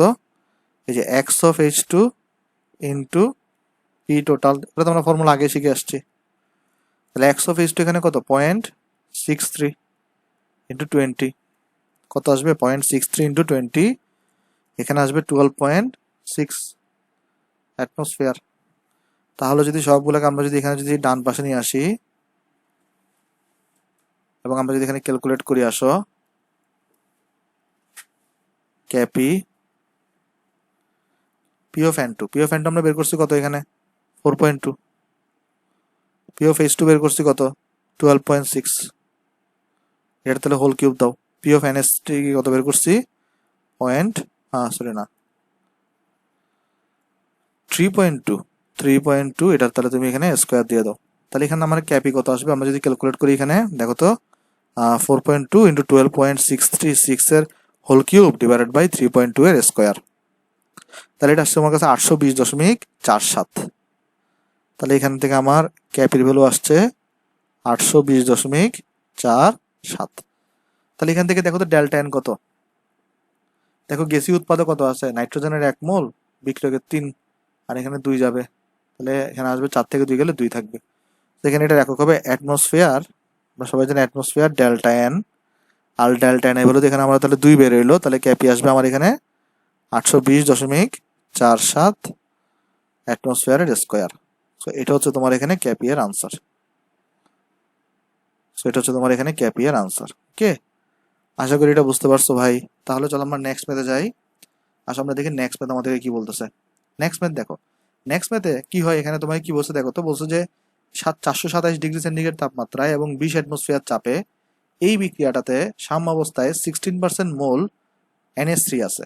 তাহলে উক্ত অবস্থায় ক্যাপি এর মান কত নির্ণয় করো, এখানে জিজ্ঞেস করছে। ঠিক আছে, তাহলে এখন তুমি এখানে চিন্তা করো, এখানে পোলাপাইন যে ভুলটা করে, আমি আগে চলো তোমাকে দেখাই কি ভুল করে। এখানে দেখাই আগে, আসো একটা পাকনামি করতে যায় এবং ভুল করে। তাহলে এখানে আসো আমরা প্রথমে আগে বিক্রিয়া লিখবো। আসো আমরা তাহলে প্রথমে আগে বিক্রিয়াটা লিখি। বিক্রিয়াটা কি হবে দেখো, এখানে হাফ অফ N2 কিছু দেওয়া নাই, তার মানে গ্যাসীয় অবস্থা। তারপর 3/2 H2, তার মানে গ্যাসীয় অবস্থা। এখান থেকে তাহলে তৈরি হচ্ছে কি NH3। এখান থেকে তোমার তৈরি হচ্ছে NH3। তাহলে এটাও গ্যাসীয় অবস্থা। পোলাপাইন প্রথমে যে ভুলটা করে 2 দিয়ে সবাইকে গুণ দেয়, কিন্তু এই ভুলটা জীবনেও করা যাবে না ভাই। আমরা কিন্তু এগুলো শিখে আসছিলাম যে যদি কখনো তোমার কোয়েশনে যেভাবে বিক্রিয়া দেওয়া থাকবে তুমি সেভাবেই লিখবা। কখনো পাকনামি করে তুমি হচ্ছে যে ভগ্নাংশ আছে ভাই দেখতে তো সুন্দর দেখাচ্ছে না, তাহলে চলেন আমরা গুণ করি, এভাবে গুণ করলে কিন্তু তোমার ক্যাপিগেসি চেঞ্জ হয়ে যাবে। সো কখনো তোমার কি করা যাবে না বলো তো, কখনো তোমার হচ্ছে এখানে এভাবে করে গুণ করা যাবে না। আশা করি আমরা এই ব্যাপারটাতে ক্লিয়ার হয়েছি যে যদি কখনো আমার এখানে এরকম ভাবে দেওয়া থাকেও, মানে ধরো এখানে হাফ দেওয়া আছে, আবার এখানে 3/2 দেওয়া আছে, তুমি জীবনও তাহলে এটাই কি করবা না বলো তো, 2 গুণ করবা না। আশা করি এই জিনিসটা এখানে বুঝতে পারছো ভাই। তাহলে চলো এই ম্যাথটাকে আমরা কিভাবে সলভ করবো এবার দেখি। তাহলে এখানে একটা জিনিস দেখো, এখানে তোমাকে কি বলে দিছে যে বিক্রিয়াটিতে সাম্যাবস্থায় 16% মোল NH3 থাকে। একটা জিনিস দেখো, আগের অঙ্কে কি হয়েছিল, আগের অঙ্কে NH3 এরও পার্সেন্টেজ বলে দেওয়া ছিল, N2 এরও পার্সেন্টেজ বলে দেওয়া ছিল।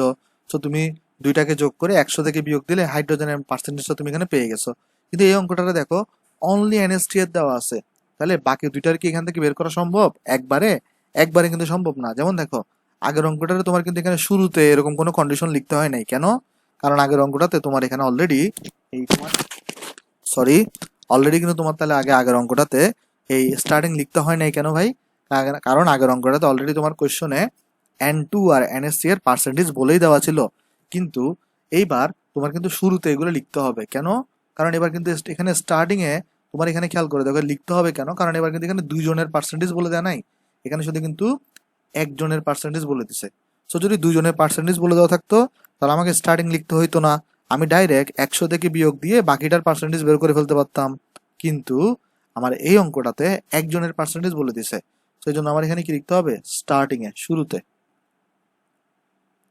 তো শুরুতে আমরা তাহলে কি করে নিব, এখানে একটা জিনিস দেখো, শুরুতে আমরা তাহলে কি ধরবো, এখানে আমরা একটা কাজ করতে পারি, আমরা ধরে নিতে পারি যে শুরুতে এই যে নাইট্রোজেন আছে না, আমরা বলছিলাম কি যে যদি কোয়েশনের মধ্যে বাই ডিফল্ট মানে যদি তোমার এখানে কোনো যদি বিক্রিয়ক এবং উৎপাদের মোল সংখ্যা শুরুতে বলে দেওয়া না থাকে, তাহলে বাই ডিফল্ট আমরা কি ধরবো, বিক্রিয়কগুলোকে 1 মোল ধরে নিব, আর উৎপাদটাকে তাহলে আমরা কত মোল ধরে নিব, 0 মোল।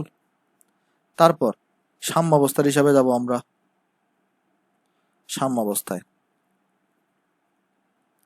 কোনো কারণে সাপোজ ধরো ভাই সাম্যাবস্থায় এখান থেকে এক্স পরিমাণ বিয়োজিত হয়েছে, কোনো কারণে ধরো এখান থেকে কতটুকু বিয়োজিত হয়েছে, এক্স পরিমাণ বিয়োজিত হয়েছে, তাহলে এখান থেকে কতটুকু বিয়োজিত হবে দেখো তো, এই এটা থেকে একটা জিনিস খেয়াল করে দেখো, এই নাইট্রোজেনের হাফ মোল এইটার 3 × ½ মোলের সাথে বিক্রিয়া করে, খেয়াল করে দেখো এখানে ভালো করে।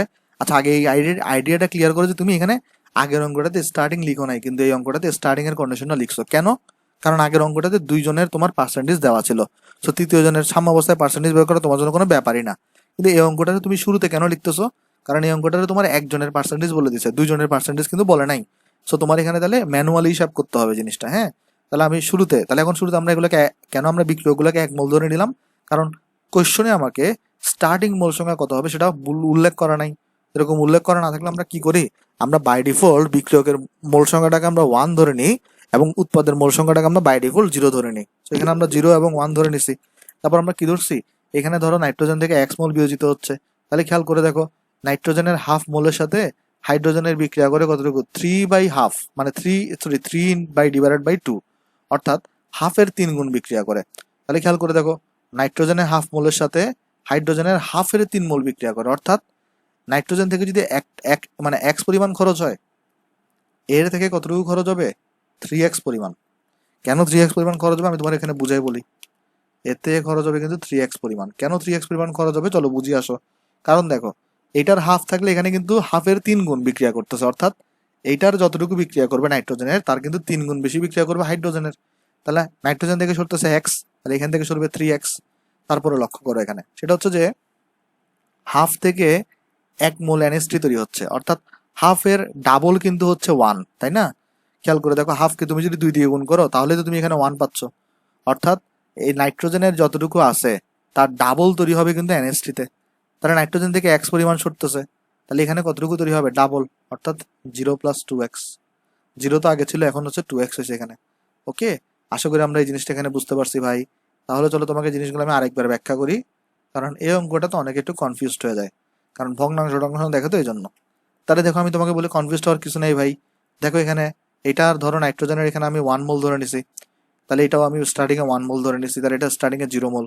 তাহলে এখানে কি হবে দেখো তো, নাইট্রোজেনের এখানে এক্স পরিমাণ বিয়োজিত হচ্ছে, তাহলে এখান থেকে কিন্তু 3 গুণ বেশি বিক্রিয়া করতেছে হাইড্রোজেনে, সেখান থেকে তাহলে 3x পরিমাণ বিয়োজিত হবে।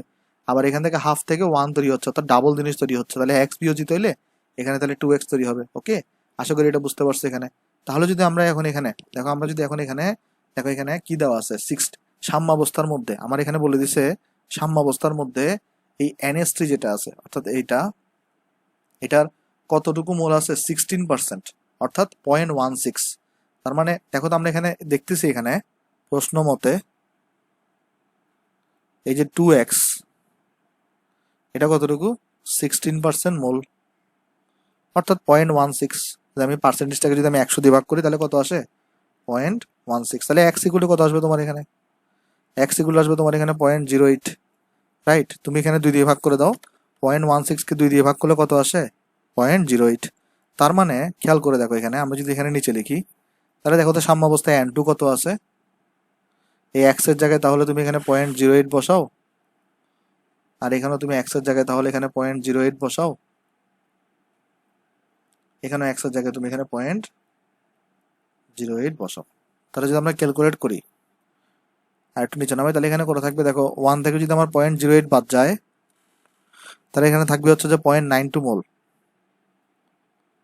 আর এখানে থাকবে কত 1 মাইনাস 3 ইন্টু 0.08, এখানে থাকবে হচ্ছে আমার 0.76 মোল, আর এখানে থাকবে হচ্ছে আমার এখানে 0.16 মোল। তাহলে এবার হচ্ছে আমি ইজিলি ক্যাপি বের করে ফেলতে পারবো। ক্যাপি কত আসবে? ক্যাপি মানে তোমার এখানে হচ্ছে যে দেখো যেভাবে দেওয়া আছে সেভাবে লিখবো, পি অফ NH3, এখানে কোনো স্কোয়ার ফেস্কোয়ার দিব না কারণ আগে 2 নাই, এখানে পি অফ N2 আছে কিন্তু পাওয়ার হিসেবে কত বসবে? 1/2 মানে রুট ওভার আর কি। আর এখানে দেখো এখানে তোমার কত আছে? পি অফ H2, কিন্তু পাওয়ার হিসেবে কত বসবে? 3/2। তাহলে আমার তো লাগে এগুলো বের করা লাগবে। যেমন এখানে আমাদের এই পি অফ, আমরা যদি এখানে ক্যালকুলেট করতে চাই পি অফ NH3, এটা মানে হচ্ছে যে x of NH3 into P total. তো x অফ NH3 মানে কি? NH3 কয় মোল আছে?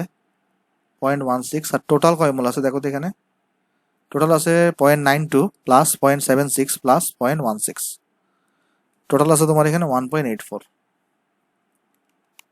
টোটাল আছে এখানে 1.84।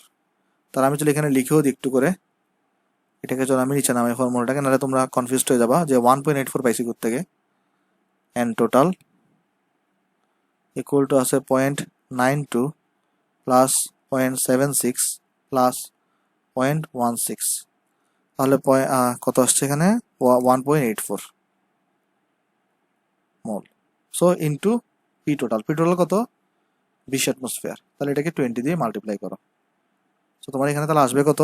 0.16 ডিভাইডেড বাই 1.84 ইন্টু 20। সো আসছে হচ্ছে 1.739। তো এখানে আসছে 1.739 অ্যাটমসফিয়ার। সো এরপরে পি অফ N2 বের করো, কত আসবে এটা? x of N2 into P total.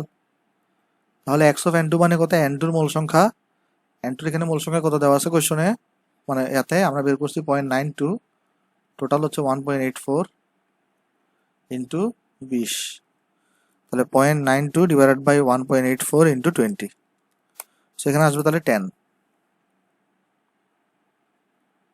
তারপর পি অফ H2 এটা কত আসবে?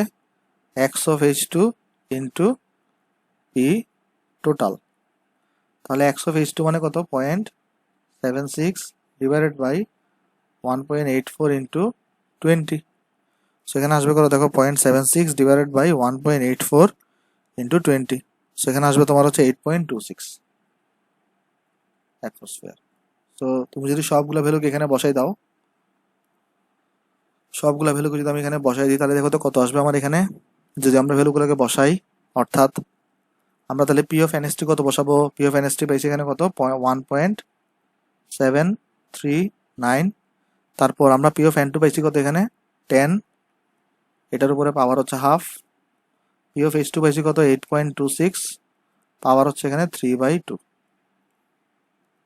তাহলে এটা হচ্ছে যে ব্যাপার। তাহলে এখানে দেখো তো কত আসবে? 1.739 ডিভাইডেড বাই 10, পাওয়ার হচ্ছে হাফ, ইন্টু 8.26, পাওয়ার হচ্ছে তোমার এখানে 3/2, 0.023, তারপরে তোমার হচ্ছে এখানে 2, সেটা হচ্ছে আমার ক্যাপির ভ্যালু। সো এখানে তুমি একক লিখতে পারো, এককটা কত আসবে দেখো এখানে, ডেলেনের উপর ডিপেন্ড করতেছে। ডেলেন এখানে গ্যাসীয় উৎপাদন হচ্ছে যে 1 মোল, আর এখানে কত আছে? হাফ, আর এখানে কত ভাই? 3/2। তাহলে দেখো এখানে মিলে হবে তোমার এখানে 1 থেকে যদি আমরা বাদ দিই, এটা -1 আসার কথা, চেক করে দেখি আমি তাও একটু করে, 0.5 -1.5, হ্যাঁ -1 আসছে। সেটা একক ডেলেনের ভ্যালু কত আসছে ভাই এখানে? -1, সেটার একক কত হবে ভাই? অ্যাটমসফিয়ারের উপরে ডেল্টা এন না, সেখানে একক হবে অ্যাটমসফিয়ার ইনভার্স 1। ওকে, সো এটা একক হবে অ্যাটমসফিয়ার ইনভার্স 1। আশা করি অঙ্কটা বুঝতে পারছো ভাই। সেটা হচ্ছে আমার এখানে আনসার। তাহলে চলো আমরা নেক্সট মেথে যাই। নেক্সট মেথ দেখে আমাদের এখানে কি বলতেছে আমাদেরকে, সরি নেক্সট মেথ দেখে, হ্যাঁ আসো আমরা এগুলো করি। দেখো তো তাহলে আমার এখানে কি বলা হচ্ছে ভাই, আমাকে বলতেছে এখানে যে 1 লিটার আয়তনের একটা পাত্রে 0.1 মোল PCl5 কে 150 ডিগ্রি সেন্টিগ্রেড তাপমাত্রায় উত্তপ্ত করলে সাম্য মিশ্রণের মোট চাপ হচ্ছে তোমার হচ্ছে এত হয়। তাহলে পরে বলতেছে, আমাকে বলা হচ্ছে যে এরপরে ওই তাপমাত্রায় PCl5 এর বিয়োজন মাত্রা কত এবং সাম্য ধ্রুবক Kp এর মান নির্ণয় করো। তাহলে চলো আমাকে কোয়েশ্চনে কি কি বলছে আমরা একটু অ্যানালাইসিস করি। আমরা এখানে ফার্স্টে বলতেছি কি, আমি একটা 1 লিটারের আয়তনের পাত্রে 0.1 মোল PCl5 কে নিয়ে উত্তপ্ত করছি। তাহলে একটা জিনিস দেখো এখানে, তাহলে বিক্রিয়াটা কোনটা হবে? আমরা যদি এখানে যদি বিক্রিয়া দেখতে চাই, আমার এখানে তাহলে বিক্রিয়াটা কোনটা হবে ভাই? বিক্রিয়াটা হবে এখানে আমার এখানে এই PCl5 কে আমি উত্তপ্ত করতেছি, অর্থাৎ PCl5 যেটা গ্যাসীয় অবস্থায় আছে, এটা তাহলে ভাই ভেঙে যাবে তোমার। আর এটা ভেঙে গিয়ে কি তৈরি করবে? এটা ভেঙে গিয়ে তৈরি করবে তোমার এখানে PCl3, যেটা হচ্ছে গ্যাসীয় অবস্থায় থাকবে। আর এটা তৈরি করবে তোমার হচ্ছে ভাই Cl2, এটাও হচ্ছে তোমার ভাই এখানে গ্যাসীয় অবস্থায় থাকবে। তারপর শুরুতে একটা জিনিস দেখো তো, শুরুতে তোমার এখানে কি বলছে, জাস্ট বলছে এখানে যে তুমি 0.1 মোল PCl5 কে নিয়ে উত্তপ্ত করছো। তাহলে এখানে শুরুতে এই PCl5 এর মোল সংখ্যা দেওয়া ছিল কত? 0.1 মোল। এই PCl3 এবং Cl2 এর ব্যাপারে কিন্তু কিছু বলা ছিল না, তাহলে এটাও হবে তোমার এখানে 0 মোল, এটাও তোমার এখানে হবে হচ্ছে ভাই 0 মোল, রাইট?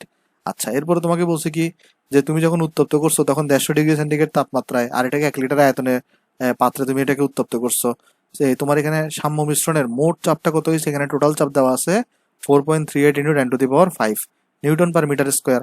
তো তোমাকে এখানে বলতেছে যে ওই তাপমাত্রায় PCl5 এর বিয়োজন মাত্রা কত হবে, মানে বিয়োজন মাত্রা যেটাকে আমরা আলফা বলি সেটা কত হবে, এবং সাম্য ধ্রুবক Kp এর মান কত হবে।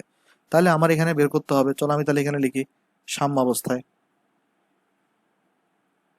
সাম্য অবস্থায় আমি চিন্তা করে নিচ্ছি, সাপোজ ধরো এই যে PCl5 থেকে আমার এক্স পরিমাণ এখানে বিয়োজিত হয়েছে, তাহলে এখানে 0.1 তো আগে ছিল, এখান থেকে এক্স চলে যাবে, এইটাতে 0 ছিল, তাহলে এখান থেকে এক্স তৈরি হবে, কারণ এখানে দেখো এক এক এক সম্পর্ক সবার সাথে, অর্থাৎ 1 মোল থেকে 1 মোল তৈরি হয়, তাহলে 1 মোল থেকে সবার এখানে 1 মোল করে তৈরি হবে, রাইট? আচ্ছা, তাহলে এখানে আমাকে বলতে এন টোটাল কত হবে, তাহলে তোমার 0.1 minus x plus x plus x, অর্থাৎ 0.1 প্লাস এক্স হবে হচ্ছে তোমার এন টোটাল ভ্যালু। ওকে, তাহলে এখানে আমাকে ক্যাপি বের করতে বলছে এবং PCl5 এর বিয়োজন মাত্রা বের করতে বলছে। তাহলে আমার চলো আগে ক্যাপি বের করা লাগবে। যে ক্যাপি যদি আমরা বের করতে চাই, ক্যাপির ফর্মুলাটা এখানে কত হবে ভাই? ক্যাপির ফর্মুলা তোমার এখানে হবে, খেয়াল করে দেখো এখানে কি তৈরি হচ্ছে, PCl3, আর এটা তৈরি হচ্ছে ভাই তোমার এখানে PCl2, Cl2 তৈরি হচ্ছে, আর এটা হচ্ছে এখানে P অফ PCl5 তৈরি হচ্ছে। আর এখানে তোমার এখানে দেখো টোটাল চাপটা দেওয়া আছে কিন্তু এখানে, হ্যাঁ। তাহলে আমার হচ্ছে যে বেসিক্যালি ভাই এই ভ্যালুগুলো এখানে বের করা লাগবে। তো এই ভ্যালুগুলো যদি আমি বের করতে চাই, আমার কি কি লাগবে দেখো ডাটা। আমি যদি ফার্স্ট অফ অল যদি P অফ PCl3 কে বের করতে চাই, আমার তাহলে লাগবে x of PCl3 into P total, যেখানে আমার P টোটালের ভ্যালু জানা। আবার x অফ PCl3 ভ্যালু কত? n অফ PCl3, যেটা হচ্ছে x, আর ডিভাইডেড বাই হচ্ছে তোমার এখানে টোটাল, অর্থাৎ 0.1 প্লাস এক্স। আর পি টোটাল এখানে কত দেওয়া আছে? পি টোটাল এখানে দেওয়া আছে 4.38 into 10⁵ newton per metre square. এখন এখানে যে প্রবলেমটা হয়েছে, প্রবলেমটা হচ্ছে যে তোমার এখানে তুমি যদি পি অফ PCl3 বের করতে চাও, বা যারই তুমি এখানে পি বের মানে আংশিক চাপ বের করতে চাও, তোমার এখানে কি জানা থাকা লাগবে বলো তো? তোমার এখানে কিন্তু জানা থাকা লাগবে হচ্ছে ভাই এক্স কে জানা থাকা লাগবে। কারণ এক্সটা তুমি যদি না জানো, তুমি এক্স এর বেরো করতে থেকে বাবা, এক্স এর বেরো না বসাতে পারলে যেখানে অঙ্কটা হবে না। তাহলে কি করতে হবে দেখো, একটা জিনিস দেখো তো, আমরা সবাই একটা ফর্মুলা শিখছিলাম কিনা, সেটা ছিল তোমার এখানে PV is equal two nRT. ভাই এই ফর্মুলা কোত্থেকে শিখছি বা আমরা কোথায় পড়বো? এখন যারা একদম নিউ ফার্স্ট ইয়ার আছে তারা হয়তো এই জিনিসটা দেখো নাই। এই ফর্মুলাটা তুমি অনেক জায়গায় দেখবা। একটা হচ্ছে তুমি দেখবে হচ্ছে আদর্শ গ্যাস চ্যাপ্টারে, একটা দেখবা তুমি পরিবেশ রসায়ন চ্যাপ্টারে, মানে এই PV is equal two nRT ফর্মুলাটা তোমার অনেকবার অ্যাপ্লাই করা হবে। তো জাস্ট আপাতত আমরা একটুকু মনে রাখি যে PV is equal two nRT দিয়ে একটা সমীকরণ আছে, যারা জানো না তাদের জন্য বলতেছি। যেখানে পি দ্বারা কি বোঝাচ্ছে? পি দ্বারা বোঝায় হচ্ছে তোমার পাত্রের মোট চাপ। এখানে পি দ্বারা বোঝায় কি বলতো? পাত্রের মোট চাপ। ভি দ্বারা কি বোঝায়? ভি দ্বারা বোঝায় হচ্ছে তোমার এখানে আয়তন। এন দ্বারা কি বোঝায়? এন দ্বারা বোঝায় হচ্ছে যে পাত্রের মোট মোল সংখ্যা, মোট মোল সংখ্যা। আর দ্বারা তো হয়তো অনেকেই জানো সার্বজনীন গ্যাস ধ্রুবক, দ্বারা বোঝায় সার্বজনীন গ্যাস ধ্রুবক। আর আরেকটা হচ্ছে আমাদের আছে এখানে টি, যেটা দ্বারা বেসিক্যালি বোঝাচ্ছে হচ্ছে ভাই তোমার এখানে তাপমাত্রা। ভাই এই সূত্রের এখানে কাজটা কি দেখো, এইখানে তোমার অলরেডি কিন্তু সিস্টেমের মোট চাপ দেওয়া আছে এটা, তারপর এখানে পাত্রের আয়তন দেওয়া আছে এটা, আর তুমি এখান থেকে মোট মোল সংখ্যা বের করছো কিন্তু এটাকে, এনের জায়গায় এটা বসাবো, আর এর মানটা আমি অলরেডি জানি, আর এখানে আমি টেম্পারেচারও দেওয়া আছে, তাহলে এই সূত্রটা ইউজ করে কিন্তু আমি এখানে এক্স এর মানটা পেয়ে যেতে পারি। কিভাবে দেখো, আমি যদি নেক্সট পৃষ্ঠায় দেখাই একটু করে, নেক্সট পৃষ্ঠায় যাই এবং দেখাই যে আমাদের ফর্মুলা হচ্ছে যে তোমার এখানে PV is equal two nRT, right? তাহলে এখানে পি দেওয়া আছে করে তোমার কাছে 4.38 ইন্টু 10⁵। তাহলে এখানে আমার পি দেওয়া আছে হচ্ছে যে 4.38 ইন্টু 10⁵। তারপর এখানে কত তোমার এখানে newton metre inverse 2, newton metre inverse 2। আমরা বলছিলাম প্রেশারটাকে আমরা কোন এককে নিয়ে যাই বলো তো ভাই? অ্যাটমসফিয়ার এককে। এটাকে অ্যাটমসফিয়ার এককে কিভাবে নিবা? 10⁵টাকে তুমি হচ্ছে ভাই 1.01325 ইন্টু 10⁵ দিয়ে ডিভাইড করে দিবা। ভাই এটা কেন ডিভাইড করবে ভাবে ভাই? এখন এই চ্যাপ্টারটা একটু বোঝানো কষ্টকর, অলরেডি কিন্তু এটা আমরা পরিবেশ রসায়নে পড়ে আসছি, বা আদর্শ গ্যাসও কিন্তু এটা আমরা পড়ে আসছি যে প্রেসারকে তুমি আসলে যদি এই যে ধরো নিউটন পার মিটার স্কোয়ারে থাকে, তুমি হচ্ছে যে এটাকে যদি 1.01325 দিয়ে ভাগ করে 10⁵ দিয়ে ভাগ করো, তুমি রেজাল্ট যেটা পাবা সেটা তোমার কোন এককে চলে আসবে বলো তো? অ্যাটমসফিয়ার এককে চলে আসবে। সো আমি আর এই জিনিসটা এখানে দেখাচ্ছি না। আমরা যখন হচ্ছে যে আবার এটা হয়তো আমি পরিমাণগত রসায়নেও পড়াইছি এটা, হ্যাঁ, মানে তোমরা হচ্ছে যারা এটা জানো না একটু আপাতত আপনার মনে রাখো, যখন এই জিনিসটা আমরা পড়বো, মানে অলরেডি আমি পড়াই দিছি, তুমি যখন দেখবা তখন তুমি আসলে আরো ডিটেলসে ধারণা পাবা এই জিনিসটা সম্পর্কে। ওকে, তাহলে এটা ভ্যালু কত আসছে? এটা ভ্যালু আসছে 4.3227 অ্যাটমসফিয়ার। তাহলে আমরা তাহলে প্রেসারের জায়গায় কত বসাবো? মোট চাপ 4.3227। আর পাত্রের আয়তন এখানে কত? ভি হচ্ছে তোমার এখানে 1 লিটার। মোট মোল সংখ্যা এখানে কত বের করছিলা? 0.1 ইন্টু 0.1 প্লাস এক্স। তারপর এখানে আর এখানে কত? যেহেতু প্রেসারটা অ্যাটমসফিয়ার, আমরা জানি আর এর দুইটা ভ্যালু আছে, একটা হচ্ছে তোমার হচ্ছে ভাই 8.314 joule per kelvin mole inverse 1, আর একটা আর এর ভ্যালু আছে 0.0821 litre atmosphere K inverse 1 mole inverse 1। তাহলে এখানে যে এটা কখন ইউজ করবা? যখন তোমার ভলিউমটা লিটারে দেওয়া থাকবে, প্রেসারটা অ্যাটমসফিয়ারে। আমি তো প্রেসারকে অ্যাটমসফিয়ারে নিয়ে গেছি, ভলিউমটা লিটারে এককে ছিল সারের জায়গায়, তাহলে আমরা এখানে 0.0821 ইউজ করব। আর টেম্পারেচার আমরা এখানে ইউজ করবো কত? 150 দেওয়া আছে। সো আমি যদি 150কে কেলভিনে নিতে চাই, 273 যোগ করে দিব, অর্থাৎ 423 আসবে, 423। তাহলে এখান থেকে আমরা একটু লিখে দিই, টেম্পারেচার ওখানে কত ছিল আমার? 150, এটা হচ্ছে আমি 273 যোগ করে দিছি, 423 কেলভিনে কনভার্ট হয়ে গেছে। তাহলে দেখো এখান থেকে ইজিলি আমরা হচ্ছে ভাই কি বের করে ফেলতে পারি এক্স এর ভ্যালুটা। কিভাবে?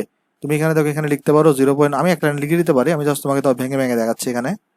এখানে আসবে হচ্ছে আমার এখানে তাহলে 4.3227 ডিভাইডেড বাই 0.0821 ইন্টু 423। সো তোমার এখান থেকে তাহলে এক্স এর ভ্যালুটাও ক্যালকুলেট হয়ে যাবে।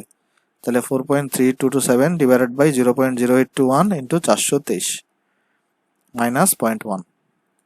তাহলে এখানে থাকবে এক্স এর ভ্যালুটাও 0.02447 মোল। ওকে, তাহলে তুমি এখান থেকে এক্স এর ভ্যালু পেয়ে গেছো, আর এক্স এর ভ্যালুটা এখানে যদি বসাই দাও তাহলে তোমার এখানে পি অফ পিসিএল3 বের হয়ে যাবে। তাহলে চলো আমরা এখানে বের করে ফেলি পি অফ পিসিএল3। তাহলে এটা কত আসবে আমার এখানে? দেখো এখানে এক্স হচ্ছে এক্স ডিভাইডেড বাই ছিল, তো এক্স তো আমি বের করছি এখানে 0.02447, আর এরপরে ডিভাইডেড বাই কত? 0.1 প্লাস এক্স, অর্থাৎ 0.1 প্লাস 0.02447 ইন্টু ইন্টু কত এখানে ছিল? মোট চাপ। মোট চাপ হচ্ছে, আমি তো এখানে প্রেসারটাকে অ্যাটমসফিয়ারে নিয়ে গেছি, এই টোটাল চাপটাকে এটাই বসে দিতে হলে 4.3227। সেখানে তাহলে আমার আসবে কত? ওইটা বসালে তোমার এককটা just newton per metre square হইতো, আর কোনো কিছুই না। 0.0447 ডিভাইডেড বাই 0.1 প্লাস 0.02447 আর ইন্টু 4.3227। সেখানে আসবে 0.8498 অ্যাটমসফিয়ার। তাহলে অনুরূপভাবে তোমার আর কি কি বের করা লাগবে এখানে পি অফ Cl2 বের করো। তাহলে দেখো তো এটার ভ্যালু কত, এটার ভ্যালু কিন্তু সিমিলারই আসবে, অর্থাৎ x divided by 0.1 plus x, তাই না? হ্যাঁ, এটাই ভ্যালু দেখবা ক্যালকুলেট করলে কত আসতেছে, এই এক্স এর ভ্যালু বসাও, এটাই ভ্যালু দেখবা 0.8498 অ্যাটমসফিয়ারই আসতেছে। আর লাস্ট একটা আছে পি অফ কত এখানে PCl5, তো পি অফ PCl5, সেটা যদি ক্যালকুলেট করে এটা কত আসবে, এখানে মূল সংখ্যা কত ছিল 0.1 মাইনাস এক্স, আর এখানে 0.1 plus x divided by x এর ভ্যালুটা বসাই দাও এখানে, অর্থাৎ 0.1 মাইনাস এক্স এর ভ্যালু কত পেয়েছিলাম 0.02447 ডিভাইডেড বাই 0.1 প্লাস 0.02447, সেখানে যদি বসাও, আর এখানে পি টোটাল দিয়ে মাল্টিপ্লাই করা লাগবে। তো আমি এখানে ভুলে পি টোটাল লেখাটা লিখি নাই এখানে, ইন্টু পি টোটাল, সিমিলার ওয়েতে এখানেও ইন্টু তোমার কি থাকবে ভাই পি টোটাল, অর্থাৎ এটাকে তোমার তাহলে গুণ করা লাগবে কত 4.3227 দিয়ে। তো তোমার এখানে তাহলে আসবে এটা পি অফ PCl5 না কত 2.623 অ্যাটমসফিয়ার। তাহলে এই ভ্যালুগুলোকে তুমি আগের পৃষ্ঠায় বসাই দাও, তাহলে তুমি ক্যাপি পেয়ে যাবা। তাহলে এখান থেকে ক্যাপি কত আসবে, এখান থেকে দেখো PCl3 আমরা পাইছি কত, PCl3 আমরা পাইছি 0.8498, 0.8498, আমরা এখানে পি অফ Cl2 এটা সেম ভ্যালুই পাইছি 0.8498, 0.8498, আর আমরা এখানে তোমার পি অফ PCl5 পাইছি কত, এই মাত্র যেটা বের করলাম কিছুক্ষণ আগে, এটা হচ্ছে 2.623, 2.623 ক্যাপি কত আসবে দেখি আসো আমরা, 0.8498 ইন্টু 0.8498 ডিভাইডেড বাই 2.623, সেটা আসছে তোমার কাছে 0.275। আর এটা দেখো কি হবে ভাই, ডেল্টা এন বের করো, 1 প্লাস 1 মাইনাস 1, অর্থাৎ 1 থাকবে, অ্যাটমসফিয়ার পাওয়ার আসবে 1, সো শুধু অ্যাটমসফিয়ার দিলেও চলবে। সো এটাই হচ্ছে তোমার ভাই ক্যাপি এর আনসার। আশা করি এটা বুঝতে পারছো, এটাই হচ্ছে তোমার এখানে ক্যাপি এর আনসার। ওকে, আশা করি এটা পারা যাবে ভাই। চলো আমরা তাহলে এরপর আরেকটা কি বের করতে বলছিল আমাকে, বিয়োজন মাত্রা। কার বিয়োজন মাত্রা, PCl5 এর বিয়োজন মাত্রা। এখন বিয়োজন মাত্রার জন্য আমরা ফর্মুলা জানি, আচ্ছা আমি তাহলে এখানে লিখি PCl5 এর বিয়োজন মাত্রা, যেটাকে হচ্ছে আমরা আলফা দিয়ে প্রকাশ করি। সেটা কি ছিল, সেটা ছিল তোমার এরকম যে বিয়োজিত মূল সংখ্যা ডিভাইডেড বাই আদি মূল সংখ্যা, বিয়োজিত, ফর্মুলাটা কিন্তু আমরা শিখে আসছি ভাই, বিয়োজিত মূল সংখ্যা ডিভাইডেড বাই আদি মূল সংখ্যা। আর এই বিয়োজন মাত্রাটাকে আমরা চাইলে পার্সেন্টেজ দিয়ে প্রকাশ করতে পারি, জন্য 100% আমরা মাল্টিপ্লাই করতে পারি। তাহলে দেখো এখানে আলফা ইকুয়াল টু, দেখো তো এখানে PCl5 এর বিয়োজিত মূল সংখ্যা কত, PCl5 থেকে দেখো তো কতটুকু বিয়োজিত হয়ে গেছিল, এক্স পরিমাণ, অর্থাৎ এক্স এর বলে আমরা এখানে কত বের করছি 0.02447, অর্থাৎ এখানে আমরা বসাবো 0.02447। PCl5 এর আদি মূল কত ছিল 0.1 মোল, অর্থাৎ এখানে আমরা লিখবো 0.1, আর ইন্টু তাহলে কত 100%, তাহলে কত আসবে দেখো এখানে alpha equal to 0.02447 into 100% divided by 0.1, so 24.47%। এটা হচ্ছে তোমার কাছে ভাই বিয়োজন মাত্রা আলফার ভ্যালু। ওকে, আশা করি এই ম্যাথটা এখানে বুঝতে পারছো ভাই, এটা একটু লেন্দি ম্যাথ ছিল, আশা করি এটাও বুঝতে পারছো। আচ্ছা আজকে আমার হাতে সময় আসলে একটু খুব কম, দাঁড়াও আর কতটুকু বাকি আছে একটু দেখি, আমি যেগুলো পারবো ওগুলো বাড়ি কাজ দিয়ে দিব। সেকেন্ড, এটা তুমি পারবা, যেহেতু বিয়োজন মাত্রা দেখেছি এটা তুমি পারবা, এটা তোমার বাড়ি কাজ থাকবে। আচ্ছা আমি তার এগুলার আনসার লিখে দিচ্ছি, তারও একটু পরে আমি আনসার লিখে দিচ্ছি এগুলার। তারপর হচ্ছে যে এটাও তুমি নিজে পারবা, ভরক্রিয়া সূত্রগুলো তো আমি আগে লিখে দিছি, এটাও তোমার বাড়ি কাজ থাকবে। সিমিলার অঙ্কগুলো আমরা জাস্ট তোমাকে এখানে দেখা দিচ্ছি আর কি। হ্যাঁ, তারপরে তোমার এখানে এইটা, আচ্ছা আচ্ছা সমস্যা নাই, যেগুলো এগুলো বাড়ি কাজ না, যেগুলো আমি নেক্সট দিনই করাই দিব, আসলে দরকার নেই, আমাদের হয়তো একটা ক্লাস বাড়বে আর কি, কিছু হবে না। আচ্ছা তাহলে আরো বেশ কিছু অঙ্ক ছিল, তো আজকে সরি ভাই, আমি আসলে টাইম দিতে পারতেছি না আর। তো আজকে ভিডিওটা তোমার যদি ভালো লাগে, ভিডিও তুমি লাইক করতে পারো, ভিডিওটা তোমার বন্ধুর সাথে শেয়ার করতে পারো, চ্যানেলে নতুন হয়ে থাকলে চ্যানেলটা সাবস্ক্রাইব করতে পারো। তাহলে সবাই ভালো থাকবেন ভাই। আসসালামু আলাইকুম।